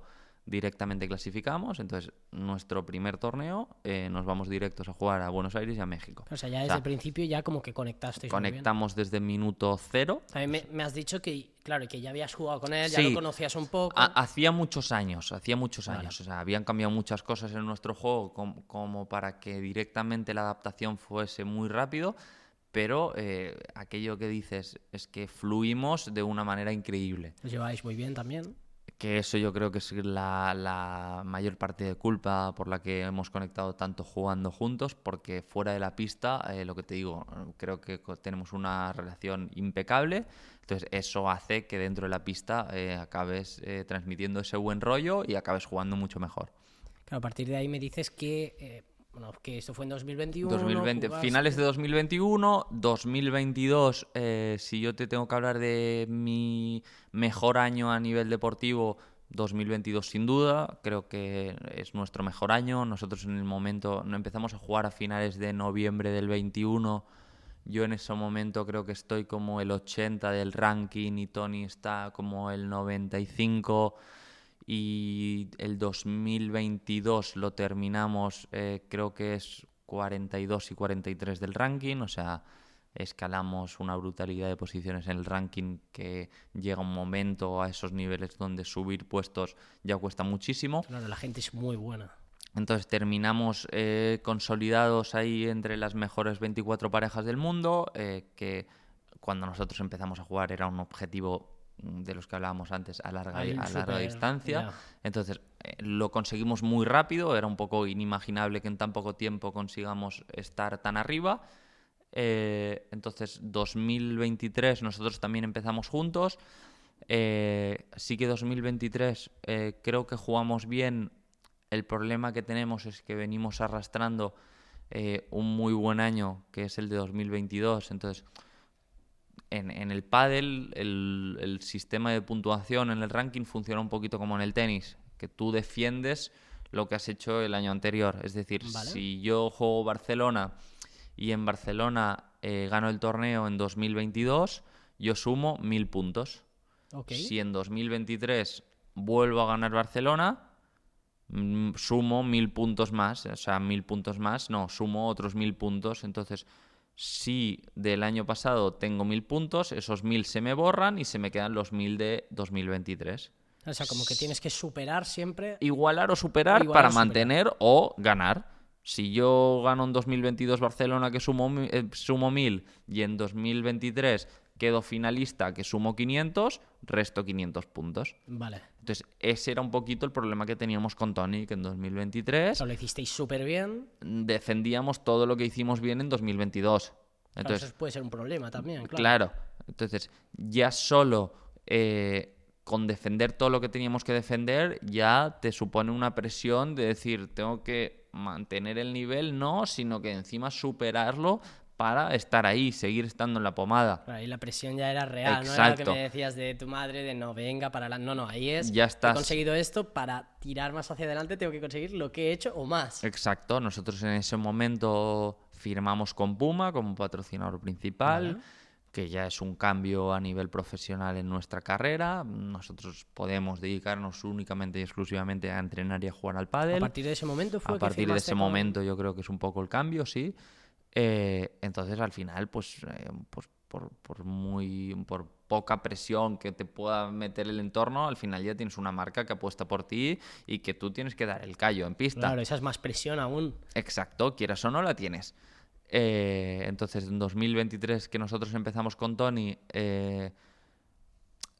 jugamos bien, pero no se termina de dar todos los resultados que nosotros esperamos. También por ese bajón, ¿no? De lo hacemos súper bien y luego ya, pues... Sí, y que al final lo que hablábamos al principio, ¿no? Que tú pasas muchísimo tiempo al lado de una persona, viajas con ella, entrenas con ella. Entonces eso supone un desgaste, como todo en la vida. Claro. Entonces al final ese desgaste creo que nos acaba pasando factura. Claro, lo que hablábamos de la confianza, ¿no? De que al final tanta confianza, al final pues te puedes llegar a cansar, ¿no? Exacto. Y nosotros decidimos separarnos. Porque creo que para los dos en ese momento nos iba bien el darnos un poquito nuestro espacio, el respirar un poco cada uno del otro, el claro, jugar con nuevos compañeros. Entonces yo en ese momento empiezo a jugar con Tino Libac, un chico argentino de 18 años que justo acaba de venir a vivir a España, que vaya, que es una promesa, ya no te digo ni promesa, sino que es una realidad a nivel mundial porque juega muchísimo.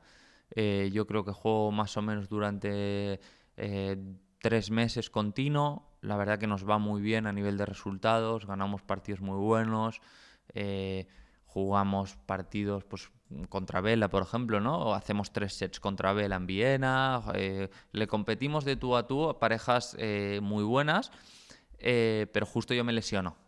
Entonces, vale, esa lesión acaba frenando un poquito la proyección que teníamos como pareja. Entonces Tino en ese momento decide que no puede esperarme a que yo me recupere y demás. Claro, porque ya estaba como él al 3000, exacto, con 18 años. Exacto. Entonces ahí nos separamos. Ya estamos hablando de finales del 2023. Yo en ese momento empiezo a ir cambiando un poco de pareja porque no tengo una pareja fija, sino que voy saltando de torneo en torneo con diferentes compañeros hasta final de año que se vuelve a dar la llamada con Tony de decir, hey Marc, ¿y si volvemos a jugar juntos? Claro. Y ahí decidimos volver a jugar juntos. ¿Y a día de hoy seguís Y a juntos? día de hoy empezamos, todavía no hemos empezado el 2024, Vale. pero empezaremos la temporada juntos otra vez.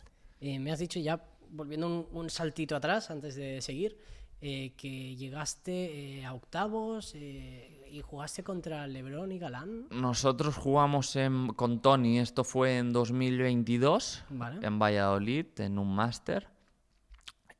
Sí, yo te diría que fue, pues igual que te remarcaba antes con Mercky en 2016, mi primer cuadro final, si yo te dijera un torneo que recordar, sería Valladolid en el 2022, porque pues eso, al final es un torneo en el que nosotros pasamos la previa, ganamos el primer partido de cuadro y en octavos de final nos toca jugar contra la pareja número 1 del mundo en ese momento, contra LeBron y Galán, y a sorpresa de todo el mundo ganamos el primer set.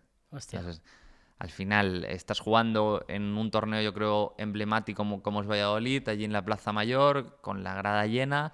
El verte que estás ganando el primer set, hostia, te supone una adrenalina brutal Claro. y un Con nivel, toda la gente, ¿no? y un nivel de confianza espectacular. Creo que jugamos un partidazo, tanto Tony como yo. Luego el segundo set creo que lo perdimos 6-4 y el tercero sí que perdimos 6-0. Ya ahí Pero, caísteis. exacto, pero eso queda ahí para siempre. ¿Y cómo fue el estar compitiendo contra los mejores al final?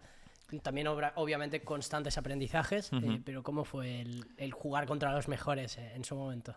Yo creo que en ese momento vienes de un nivel de confianza tan alto, de haber ido superando fases previas en el torneo, haber ganado partidos previos, que tú entras al partido no como uno más porque tú sabes que juegas contra los número 1, pero sí con el nivel de confianza alto porque tú ya sabes que vienes jugando durante esa semana en ese mismo torneo a un nivel muy alto, porque llevas ganando partidos difíciles con un nivel de juego muy alto. Entonces eso te hace entrar a pista pensando en yo voy a intentar seguir jugando como vengo jugando, voy a disfrutar, no tengo nada que perder, tengo mucho que ganar. Y por el contrario, ellos un poco pues, Para con defender lo que... ese nerviosismo de decir, juego contra una pareja que tengo que ganar, tengo la presión de que tengo que ganar y me veo con el marcador abajo. Claro. Entonces, al final, pues evidentemente ellos sacaron sus galones de número 1 y por eso en el tercer set nos ganan 6-0, ¿no? Sí. Pero pues por un momento estuvimos ahí compitiendo. ¿Y qué trabajo hiciste? Claro, porque ya sabías previamente que jugabas contra ellos. ¿Cómo fue el trabajo de visualización y la presión de jugar contra ellos? Bueno, al final, pues, tampoco darle una importancia a decir juego contra los número 1. Claro, normalizarlo más, ¿no? Claro, o sea, prepararlo como un partido normal, o sea, saber que son humanos, ¿no? Lo que hablábamos antes, que ellos también fallan, que evidentemente tienen puntos fuertes y puntos débiles, pues a lo mejor tienen menos puntos débiles que el resto, por eso son los números 1, ¿no? Pero también los tienen. Entonces, buscar esos puntos débiles, buscar esa táctica para llevar el partido a ese nivel e intentar igualarlo y conseguir que ellos puedan fallar también, porque al final todo el mundo falla. Claro. Y cómo, hablando ya de esto, de normalizar contra quién te enfrentas, ¿cómo es esa presión te está viendo la gente? No sé si tú en algún momento o lo pasaste más mal, superaste, imagino obviamente que pues tuviste pasitos, pero ¿cómo fue eso de saber que te están mirando todo el rato y jugar? Al principio me costaba un poquito más. O sea, Pero estabas más nervioso. Sí, al final... Pero claro, ya venía de más joven, ¿no? Que ya te relacionaste con esto. Sí.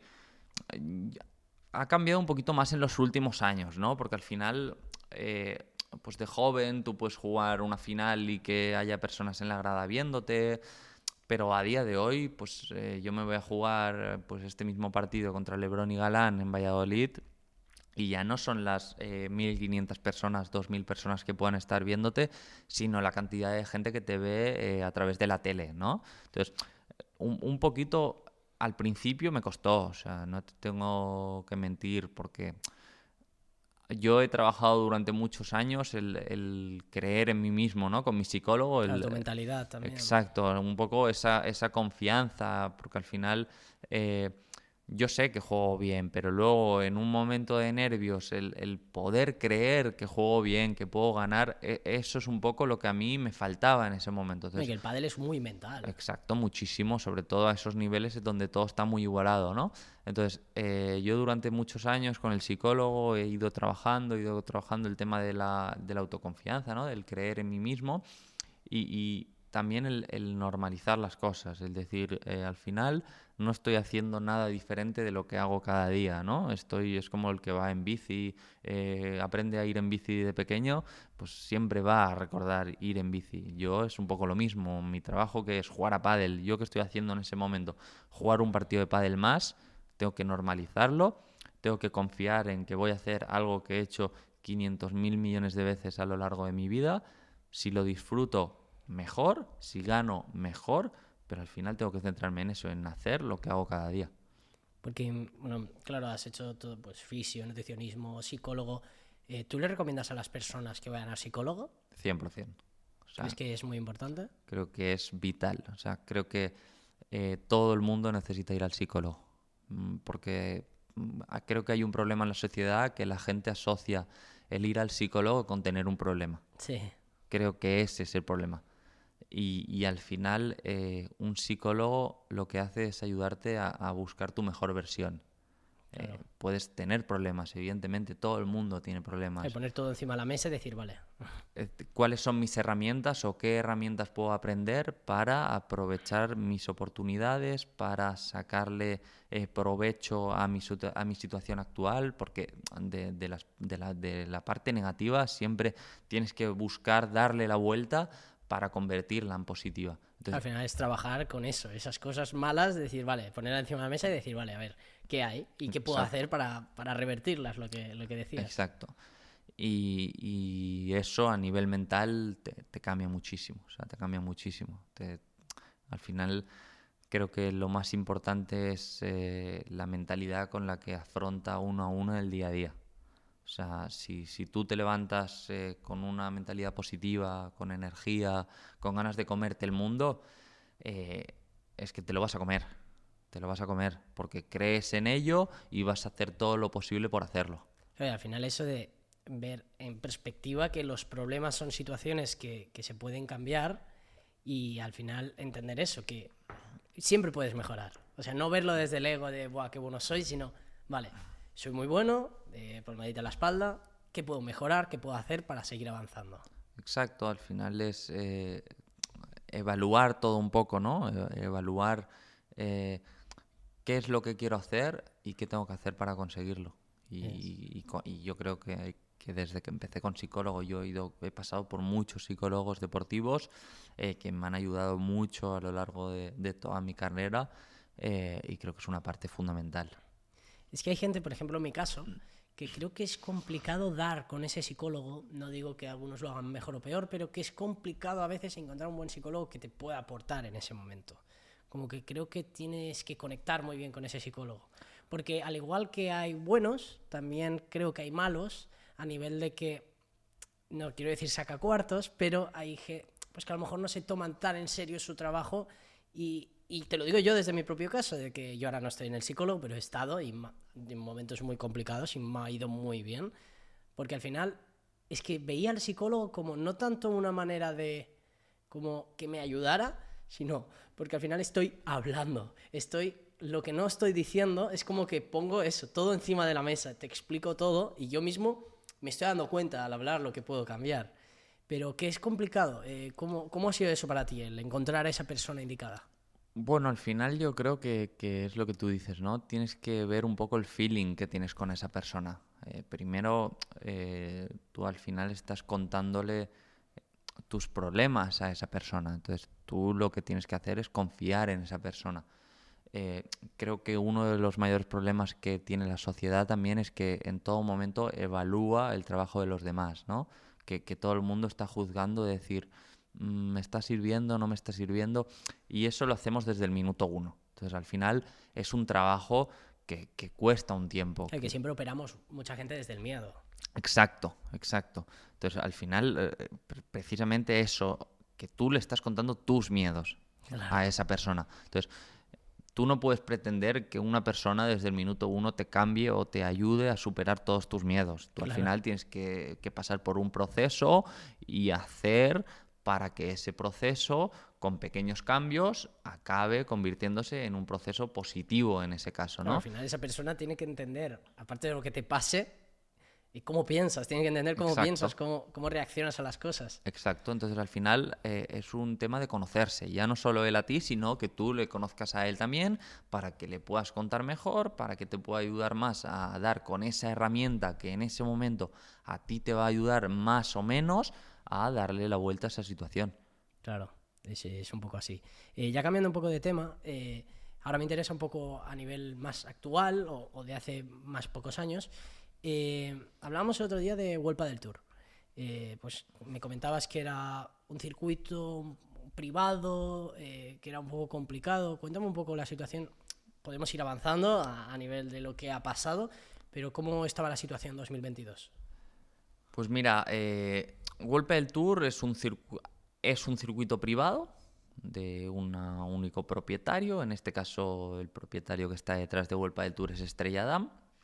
Entonces, al ser un circuito privado, hace y deshace un poco lo que quiere. Entonces, nosotros con Vuelta del Tour, para jugar Vuelta del Tour, teníamos que tener firmado un contrato. En ese contrato nos obligaba a jugar Vuelta del Tour y no podíamos jugar ningún circuito o ninguna prueba que fuera competencia directa de Vuelta del Tour. Pero cuando hablamos de competencia, ¿tiene que ser a un nivel grande? Sí.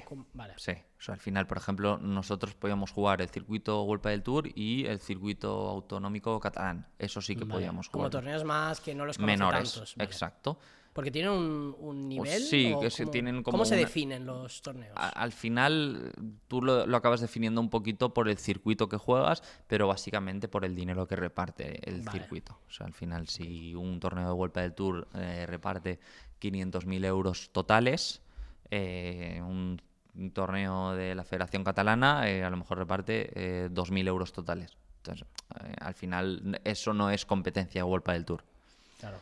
Entonces, nosotros en 2022 nos vemos un poco en la situación de que 2023 terminamos contrato con Vuelta del Tour y que el deporte necesita un cambio. El deporte necesita ser libre porque el deporte ha crecido muchísimo en los últimos años. A día de hoy todo el mundo juega pádel, todo el mundo ve Sí. pádel. Se ha evolucionado. O sea, yo lo sé porque yo llevo desde los 2015, 2016 jugando a pádel. Muy malo.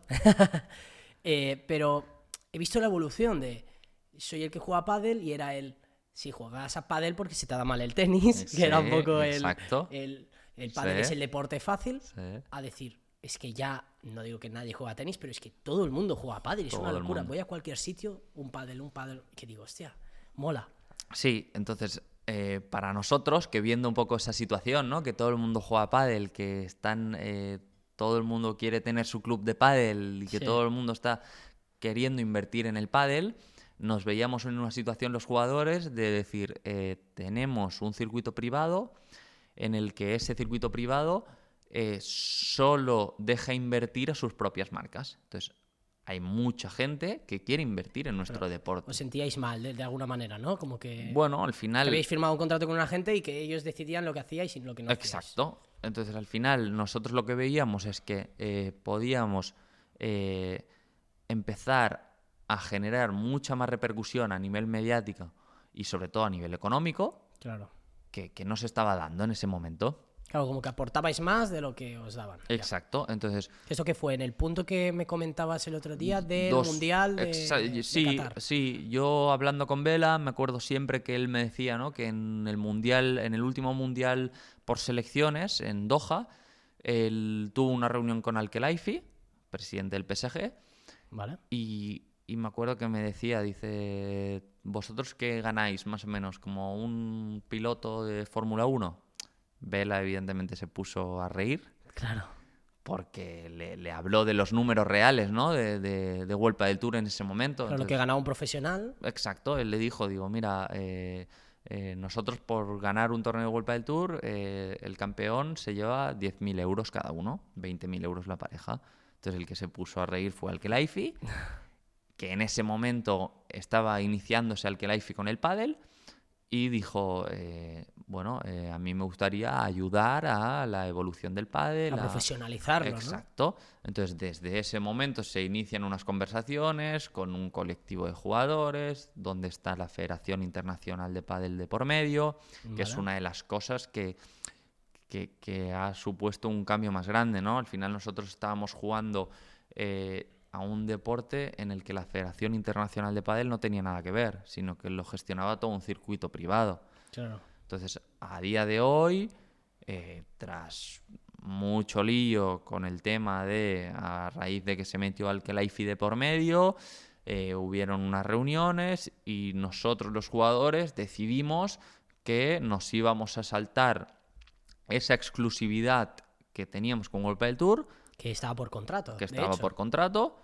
Nosotros, junto al abogado de nuestra asociación, decidimos... ¿Creasteis una asociación o eso ya...? Nosotros creamos una asociación de Todos jugadores, los jugadores, ¿eh? Porque creíamos que era el momento de que teníamos que ir todos a una, y nuestro abogado nos dijo, creemos desde el bufete de abogados a ciencia cierta que la exclusividad es una exclusividad ilegal. Entonces, vamos a saltarnos esa exclusividad.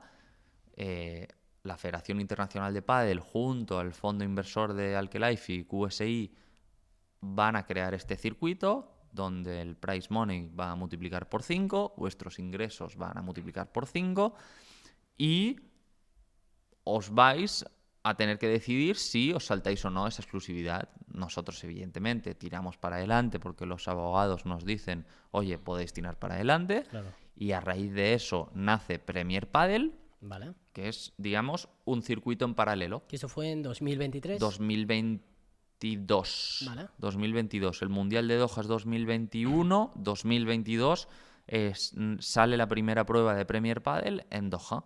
Okay. Nosotros lo único que teníamos que hacer es no jugar, que no coincidiera una prueba de Premier Padel y de World Padel Tour en la misma semana. Vale. Entonces, si nosotros no Cuando hablamos de prueba, hablamos de lo del circuito, ¿no? Exacto, un torneo en Barcelona de World Padel Tour no podía tener la misma semana uno de Premier Padel en Doha, por ejemplo. Okay. Entonces, en Doha de 2022, nosotros jugamos por primera vez una prueba de Premier Padel. Y automáticamente, en el momento que pisamos la pista, nos llega una demanda por parte de World Padel Tour diciendo que nos hemos saltado la exclusividad que tenemos por contrato y que nos van a llevar a juicio a todos los jugadores, al colectivo de jugadores que teníamos firmado el contrato con World Padel Tour, una demanda, creo que eran cerca de 25 millones de euros. Por jugador. Se va al colectivo. En una franja del 1 al 20 del ranking creo que les pedían 12 millones y medio y en la franja del 21 al 100 otros 12 millones y medio. Qué locura. Era una auténtica locura. ¿Ya erais conscientes de que iba a llegar esto? ¿O? Sí, éramos conscientes porque los abogados nos habían dicho que eso iba a llegar. Pero claro, cuando no es lo mismo que te lo digan a verlo, ¿no? Imagino que os cagasteis todos un poco, ¿no? Ese es el tema, sobre todo porque tú haces un balance y dices... ¿cuánto dinero puedo haber ganado yo con World Padel Tour hasta esa fecha en premios? Y te pones a contar y yo a lo mejor he ganado 10.000 euros en premios con World Padel Tour a lo largo de todos esos años. Toda la carrera, y me están pidiendo al colectivo 12 millones y medio. O sea, era una auténtica locura.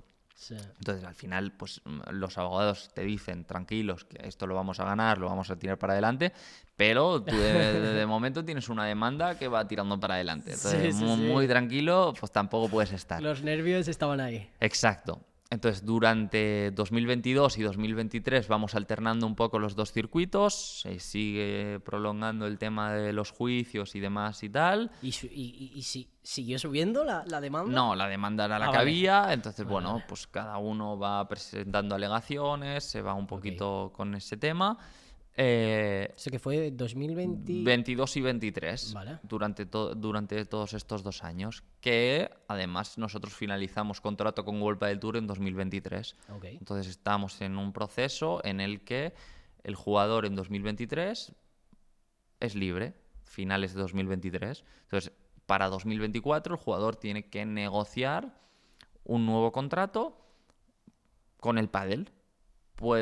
El World Padel Tour en este caso tiene el derecho de tanteo, entonces puede seguir ofreciendo el circuito para el jugador, pero el jugador tiene la potestad de decidir que quiere ser libre. Entonces, con World Padel Tour, si World Padel Tour decidía seguir, World Padel Tour tenía que abrir el abanico a que pudieran haber diferentes pruebas de diferentes circuitos y de que fuera un circuito libre. Claro, porque al final World Padel Tour no es World Padel Tour si no hay jugadores. Exacto. O sea, la importancia no es los inversores ni la gente que está detrás, sino los los jugadores que son están los ahí que dan el haciendo espectáculo. Exacto. Sí. Nosotros como deporte hemos crecido mucho gracias a World Padel Tour, pero World Padel Tour también ha crecido mucho gracias a los jugadores. Obviamente. Entonces, nosotros decidimos firmar un acuerdo de intenciones junto a Premier Padel y a día de hoy, 2024, Premier Padel ha comprado World Padel Tour, con lo que las demandas se anulan directamente. Ah, vale, o sea, se mantenían hasta que no compraron. O hasta que fuéramos a juicio. Vale. Cosa que los abogados No nos avanzó, seguían ¿no? diciendo, no, al final se paralizó en el momento que entre Premier Padel y World Padel Tour empiezan a negociar la compra del circuito, viendo que World Padel Tour tiene las de perder porque el jugador decide que va a apostar por Premier Padel. Si todos los jugadores dicen no vamos a seguir World Padel Tour, World Padel Tour Tour muere, claro. Sí, sí. Y Premier Padel a día de hoy está haciendo efectiva la compra de World Padel Tour y pues este año 2024 vamos a jugar Premier Padel. Y si cualquier otro, tú a título personal, quieres hacer un circuito y no te coincide con las fechas que se juega Premier Padel, el jugador es libre de ir a jugar ese circuito, esa prueba, aquí, allí, y puede jugar lo que le dé la gana un poco. Claro, o sea, al final vuestro logro con todo esto de Es ser con libre. Alkelife es ser libre. Exacto. De que al final que un contrato no te diga lo que tienes que hacer, esto, si haces esto, fuera. Exacto. No. O de decir, no, es que si juegas esa prueba te voy a sancionar. Obviamente la tienes que jugar, pero tienes que darme acceso a poder hacer lo que quieras. Exacto. O sea, tú al final tienes un compromiso de decir, voy a jugar Premier Padel, pero aparte de Premier Padel, yo puedo jugar el circuito de Coca-Cola, y si Nestí hace un circuito, puedo jugar el circuito de Nestí, y si Estrella Damm, y si Mau,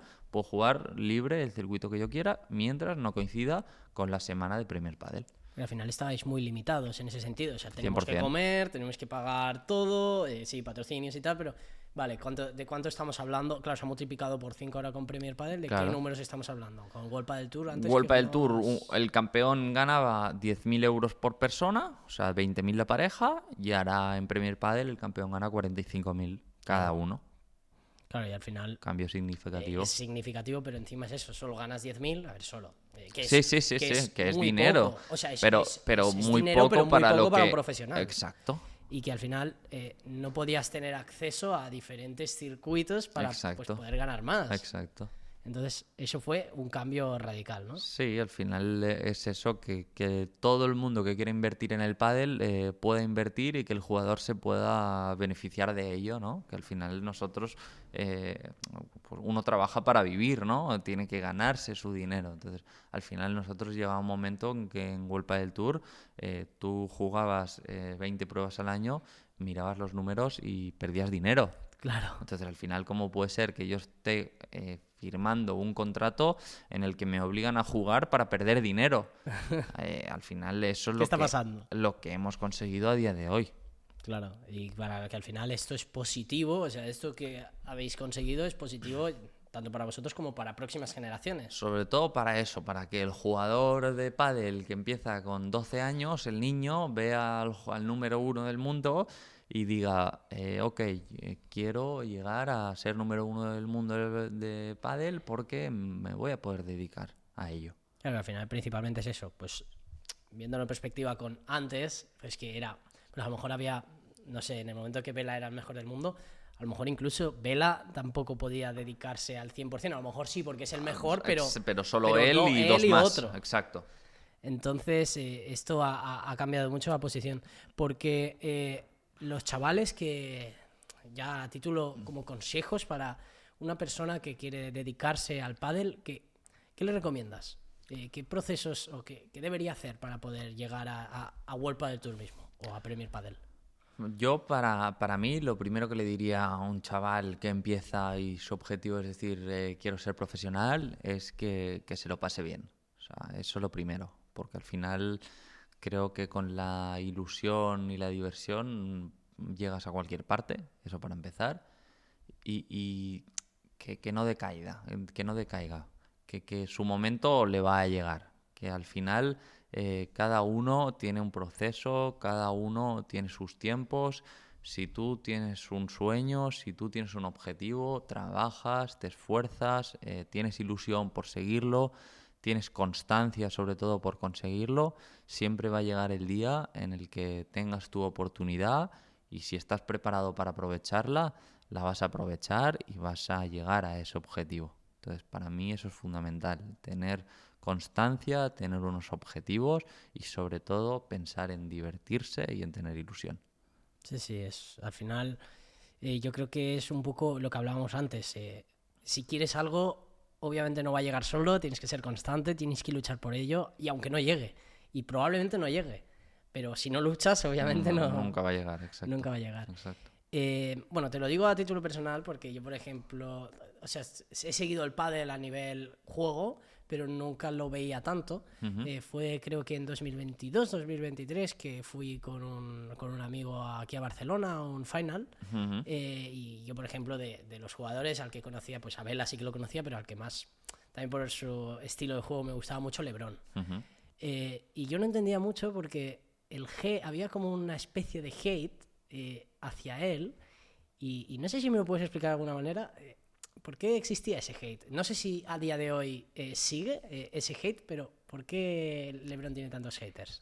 Sí, o sea, yo creo que al final yo a Juan lo conozco desde que tenemos 12 años. Juan y yo somos del 95, ¿no? Somos de la misma edad y hemos jugado la etapa de menores toda la vida en contra. A la selección española fuimos juntos, o sea, somos amigos desde bien pequeñitos. Claro. Al final tú conoces a Juan y es una persona de 10, o sea, tiene un corazón enorme, pero vive por y para el pádel. Entonces, eso de vivir por y para el pádel, no 100%, sino en su caso 200%, muchas veces le ha hecho perder un poquito las formas con el compañero, en este caso. Entonces, al final, cuando tú tienes tantas cámaras puestas encima, como es su caso, Claro. la gente es como que te está evaluando todo el rato. El detalle. Exacto, el detalle. Entonces, una mala cara, un mal comentario, en momentos de tensión sobre todo, ¿no? Hacen que la gente diga, es que este es mal compañero, es que este le pone caras, es que no para de quejarse. Entonces, es eso, que la gente nos ve, en este caso, comportarnos en momentos donde tenemos mucha presión, donde las pulsaciones no van a 50, sino que van a 250, Ya. y es muy difícil saber gestionar eso. Claro. Yo creo que en ese caso LeBron lo ha mejorado y mucho. La gente en su momento pues aprovechó y yo creo que se ha seguido arrastrando un poquito este hate. Claro, la tendencia a criticarlo, ¿no? Exacto. Pero si lo conocieran en persona, o sea, cambiarían su opinión 200%, ya te lo digo. Porque no, o sea, no tiene nada que ver así como se comporta en pista muchas veces, ¿no? Que el tío directamente salta porque es un ganador nato y eso le hace estar donde está, Claro, claro, haber llegado a las posiciones de arriba. sin duda. ¿Y tú cómo llevas el hate? No sé, el tema de redes sociales y todo esto, ¿cómo lo llevas? Bien, la verdad que con humor, porque al final sí que es verdad que en los últimos años han entrado las apuestas en el pádel, ¿no? Entonces siempre está el típico enfermo, porque no tiene otro nombre, que apuesta por apostar y cuando pierdes un partido que a lo mejor eres favorito y no deberías haberlo perdido a nivel de ranking, porque al final luego puedes perder con cualquiera, pues te manda un mensaje, te insulta. ¿Te han llegado mensajes, no tanto comentarios, sino mensajes privados? Mensajes también? privados de gente que te dice es que tal, que no sé qué, que no sé cuántos. Yo creo que al final... ¿Te llegó a afectar en algún momento? No, cero. Ah, desde el principio, cero. Cero, porque creo que forma parte de nuestro trabajo. Yo, la verdad... Pero, ¿esa aceptación fue tuya propia o también un trabajo del psicólogo? No, mía propia. Vale. Mía propia, o sea, no le doy importancia.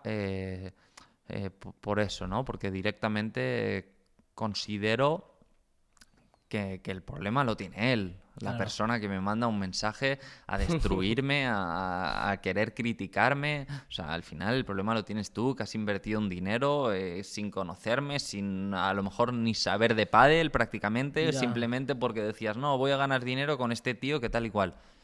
Yo al final no estoy ahí para que tú ganes tu apuesta, yo estoy ahí porque es mi trabajo, yo claro. intentaré ganar siempre, ¿Por ti? por mí, No, evidentemente, no por mí, por... por mi compañero, por el trabajo que hago a diario, Claro. y ya está. Si tú luego pierdes tu apuesta es tu problema, y si me quieres insultar, insúltame, haz lo que quieras. Yo la verdad que no voy a perder un segundo en pensar, en analizar lo que me estás diciendo ni en que me afecte. O sea, O y no sea, contestas a ningún cero, tipo. cero. De hecho, alguna vez que alguien me ha puesto qué tal, qué cual, lo que hago es lo subo directamente a mi historia para que todo el mundo vea, mira, este tío está haciendo esto, esto, esto. Ya, ya, Y ya. entonces ahí es cuando me vuelven a escribir, no, perdona, tal, tal. Ya. Digo, no, no pasa nada, para que todo el mundo vea que esto.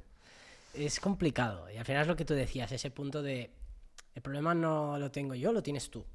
O sea, cuando tú me estás insultando, pues yo puedo tener problemas o puedo tener... me puedo equivocar, pero al final no tienes por qué venir a insultarme. No tiene sentido. Y que al final el problema lo tienes tú. Al final es un poco refleja los problemas de la gente, ¿no? Exacto. Y que solo el hecho de que pueda pensar que yo me pueda estar dejando perder, que pueda estar Qué locura. queriendo joder a la gente que ha apostado por mí. O sea, no tiene ningún tipo de sentido si te lo paras a pensar. Ya, no Entonces, dices, ¿cómo puedes llegar a pensar eso? O sea, exacto, ese es el problema. no Ese tiene es el problema. sentido. Ese es el problema. Pero bueno, por suerte son muchos más los mensajes que recibo de Positivos. apoyo, de gente que me sigue, que me anima en el momento que pierdo, que no, de gente que me dice, hey, Marc, te has dejado perder. Si encima has perdido, ya es suficiente Exacto, perder, ya pero para bastante encima. jodido estoy yo como para que encima me digas tú que te has dejado perder. Sí, sí, es así.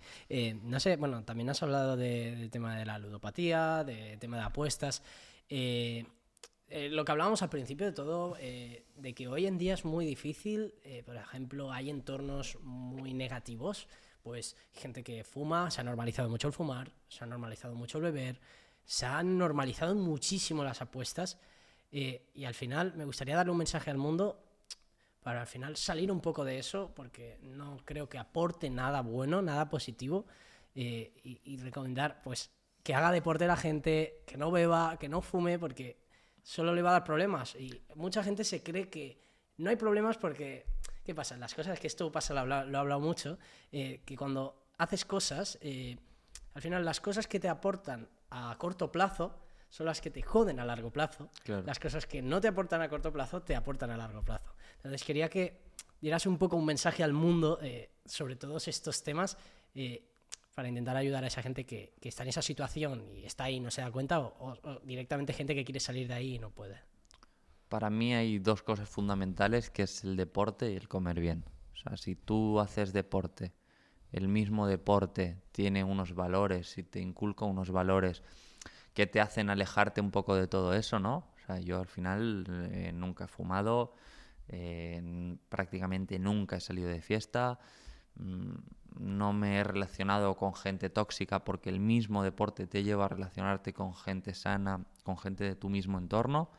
Y el comer bien te hace sentirte bien, te hace levantarte con energía, con ganas de comerte el mundo, te hace descansar bien. Entonces, todo eso creo que es una relación directa entre el deporte y el comer bien, que te ayuda a que tú puedas desarrollar tus objetivos, puedas seguir tu proceso en el día a día y puedas buscar tus metas. Creo que al final te va a ayudar el tener unos hábitos positivos, ya sea porque tienes negocios, ya sea porque quieres ser deportista de élite o Con por lo que todo, sea, ya no con el deporte, ¿no? O sea, al te va a final. hacer multiplicar por 2 o por 3 o Exacto, por 10. exacto, exacto. Y al final eso te engancha, ¿no? O sea, el hacer deporte te sigue enganchando a querer hacer más deporte, porque al final puedes estar cansado, sí, pero tienes esa sensación de decir, ya he hecho deporte. He cumplido. Exacto, y me siento mejor conmigo mismo. Claro. Es como el comer bien. En ese momento, pues a lo mejor te comerías la hamburguesa del McDonald's. Sí. Pero como bien y me siento con más energía que si me la hubiera comido la del McDonald's. Claro, que te Entonces, da ese pico de dopamina, pero luego, pam, bajas para abajo. exacto. Entonces, al final, eso es con lo que te tienes que quedar, ¿no? Con el largo plazo. ¿Qué me compensa más? ¿Ese piquito que me va a satisfacer durante 5 minutos? ¿O cómo voy a estar a lo largo del día tras hacer deporte o comer sano? Claro, y también creo que un poco lo complicado de esto es que, pues, a lo mejor, pues, lo que hablábamos, tú, por ejemplo, te has relacionado con gente del deporte, gente sana. Hay gente, pues, que ha hecho mal las cosas, que no pasa nada. Has hecho mal las cosas, lo importante no es castigarte con lo que has hecho, sino con lo que puedes cambiar. Entonces, sería, ¿cómo puedes, si has tenido, por ejemplo, un entorno, pues, de fumar, de drogarte o de tener todo tipo de adicciones, ¿cómo puedes salir de ahí y empezar a conocer gente nueva fuera de esos círculos? Al final, pues muy fácil, aplicado a mi deporte, ¿no? El pádel es un deporte ultra mega social, o sea, lo que hablábamos antes, o sea, la gente juega a pádel porque le importa más el post partido que el partido. Entonces, al final, una manera de conocer a gente nueva es jugando a pádel. Hoy en día hay 1000 aplicaciones con las que tú te montas un partido de pádel sin conocer a las otras 3 personas y te lo pasas de puta madre. Luego, después del partido, te quedas para tomar unas cervezas con los amigos, te vas a comer. Entonces ya eso te hace crear un círculo social en torno al pádel, en torno al deporte. Entonces al final ya estás relacionándote con gente que lo que tienes en común es el deporte. Ya no Claro, estás hablando de drogas, estás hablando de beber, de salir de fiesta, sino que estás hablando de que cuando quedes con esas personas vas a quedar para hacer deporte. claro. Luego terminarás comiendo, bebiendo la cerveza, Ahí divirtiéndote lo que o todo lo quieras. que quieras. Pero al final todo gira en torno al Al deporte. deporte. Que eso yo creo que es un poquito lo Al final es el fundamental. contexto, es para qué has quedado, pues para jugar a pádel, sí, para la cerveza de nuevo, sí, sabemos que quieres el momento Exacto. después, pero es eso, he cumplido, ya he hecho deporte, porque recalcarle a la gente la importancia que tiene hacer deporte diario y lo que aporta a tu vida. Sí, al final es la satisfacción con uno mismo, ¿no? El decir, ok, tú te vas a tomar la cerveza, pero te la has ganado, ¿no?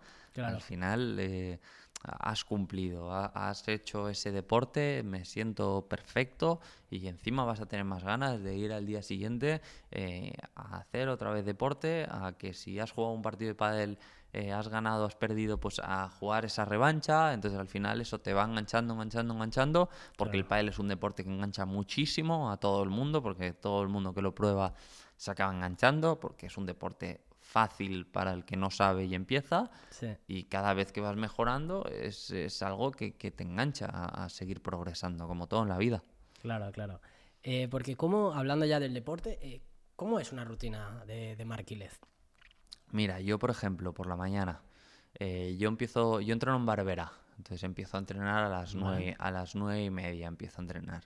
Yo por la mañana me levanto a las 7, desayuno tranquilo, a las 8 más o menos salgo de casa, me voy para Barberá, a las 9 más o menos llego al club, empiezo a entrar en calor para aquello de que no esté frío cuando empiezo a entrenar, entonces voy al gimnasio, hago una entrada en calor de Haces 20. dos entrenamientos. Sí, yo hago primero la entrada en calor, pues hago un poquito de bicicleta, hago un poquito de estiramientos, un poquito de abdominales y demás, y a las 9:30 empiezo el pádel. De 9:30 a 11:30 hago el pádel, 2 horitas de pádel más o menos.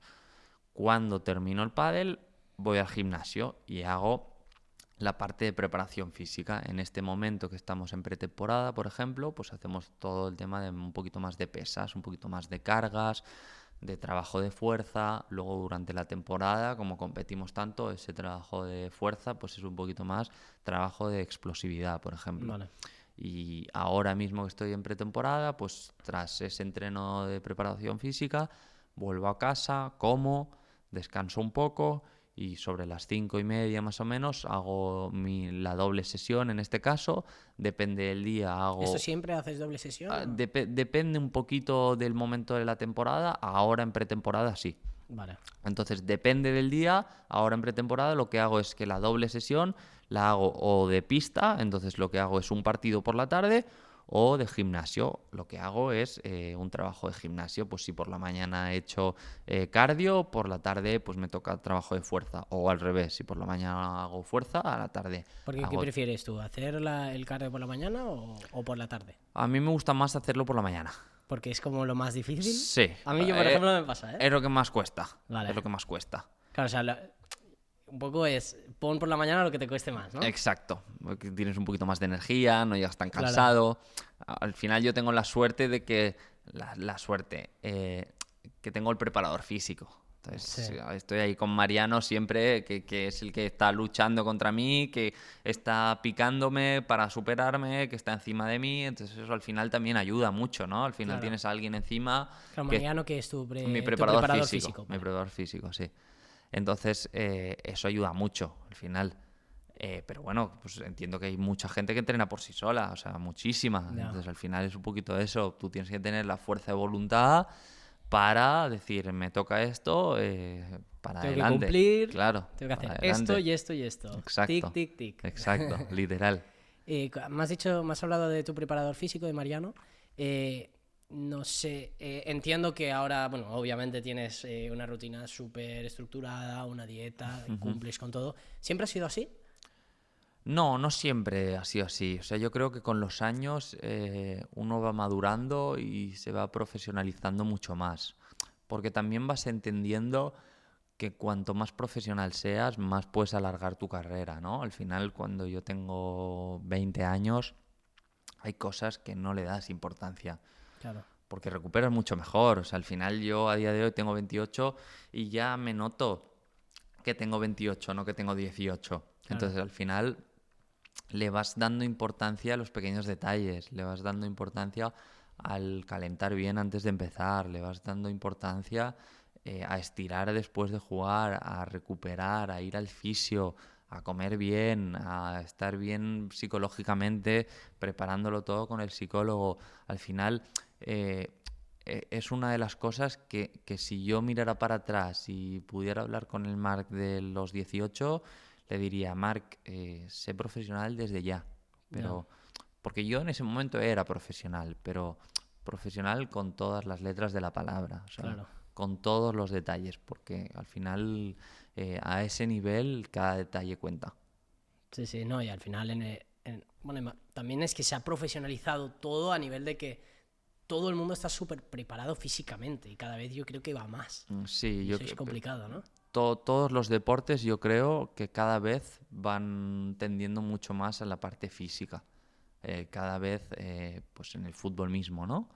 Ves mucho menos el jugador talentoso que hace algo diferente, sino que lo que acabas viendo es mucho más el jugador que físicamente está preparado, que está fuerte, que tal, que tapa, que corre, más que el que acaba teniendo talento y ya.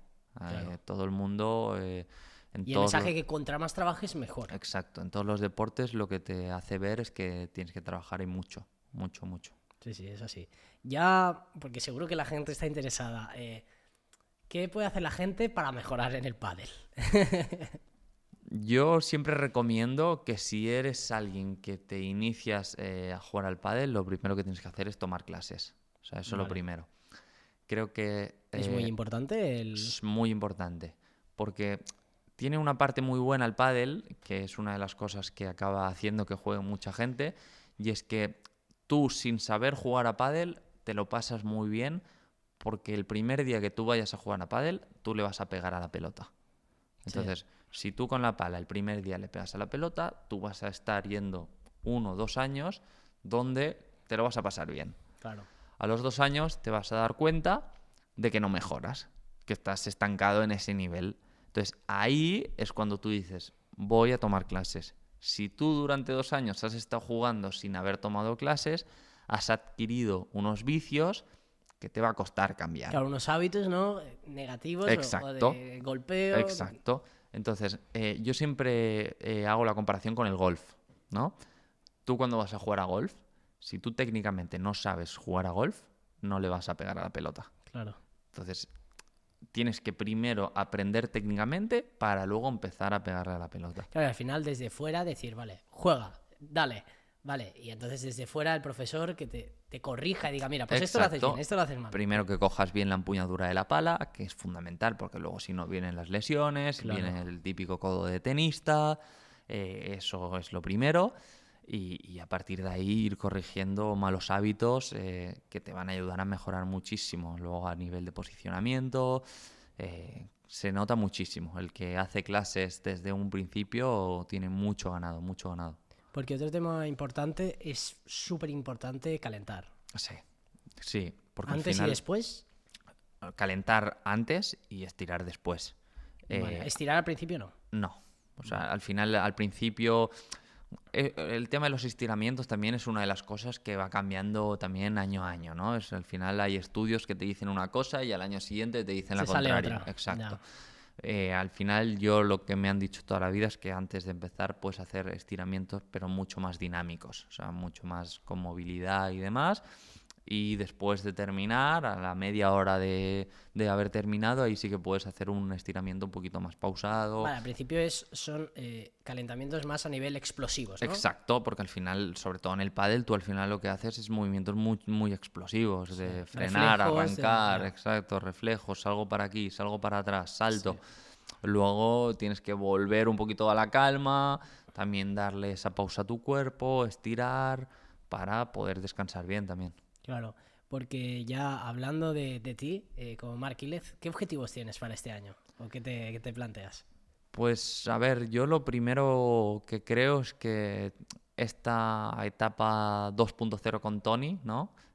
Nuestro principal objetivo es volver a encontrar nuestro juego como pareja. Eso te diría que sería nuestro objetivo a nivel de pareja. No a nivel personal, mi principal objetivo desde el día 10 de diciembre que terminé la temporada del año pasado era hacer una pretemporada muy buena. O sea, ese era mi principal objetivo, sobre todo a nivel físico. Creo que lo estoy cumpliendo, o sea, estoy entrenando de lunes a domingo. Estoy que no puedo más, pero creo que eso es lo Pero que lo que me, toca, lo eso que es lo me que- va a dar luego durante el año tan exigente que nos espera, Claro. el poder rendir a un buen nivel. Claro, porque hoy en día hay la cantidad de partidos, imagino que hay que gestionar muy bien eso porque si no puedes lesionarte. Claro, o sea, al Que ya final, puedes lesionarte de por sí, pero al menos hacer todo lo que puedas para que no llegue a ese punto. nosotros el año pasado jugamos 35 semanas al año. Qué locura. Muchísimas, muchísimas. Entonces al final, ahora es el momento en el que nosotros podemos prepararnos, porque al final, sí, luego durante el año tienes alguna semana libre en la que tú puedes meterle un poquito de cargas, pero tienes que generar esas reservas durante la pretemporada para que luego te duren durante todo el año. Porque aparte de todo lo que me has dicho de entrenamiento, ¿duchas frías haces Sí, de recuperación? sí, sí, ¿Y sí. cómo va esto? Al final yo, por ejemplo, en el gimnasio tengo una pileta de agua fría, entonces después del entrenamiento me meto en la pileta de agua fría y hago normalmente 15 minutos ahí Vale. en el agua O fría. sea, ¿tú recomiendas A mí, ¿y el a mí- después de entrenamiento? sí, siempre después del entrenamiento Vale. para recuperar. Claro, por la mañana no. Sí, o sea, por la mañana ¿Sí? hay gente que lo usa, ¿no? Pero, por ejemplo, yo lo que nos recomiendo es que lo hagas justo antes de que vayas a entrenar. Claro. Pues sí, sí, puedes hacerlo por la mañana porque al final te ayuda a activar la circulación, eso siempre te va a ayudar para la sangre y para estar un poquito más activo, pero pues antes de irte a trabajar, no antes de que te vayas a entrenar al gimnasio. Claro, sí, sí. Pues nada, Marc, encantado de que hayas venido aquí al podcast. Igualmente. Creo que ha sido una charla muy inspiradora y decirles el mensaje a la gente que luche por todo lo que quiere, que nadie diga o nadie crea lo que tiene que hacer, que luche por lo que quiere y que vaya por todo con ello. Y sobre todo a la gente que, bueno, pues que busque un entrenador Exacto. para mejorar y corregir todos esos errores. Nada, encantado de que hayas venido. Muchas gracias. Dejaré todas tus redes sociales abajo en la descripción para que te busquen y vean cómo juegas. Genial. Y nada, espero que te haya encantado el podcast. Gracias, ha sido un placer compartir con todos vosotros y espero que nos veamos pronto. Eso es, perfecto. Gracias, Hasta ahora. Marc.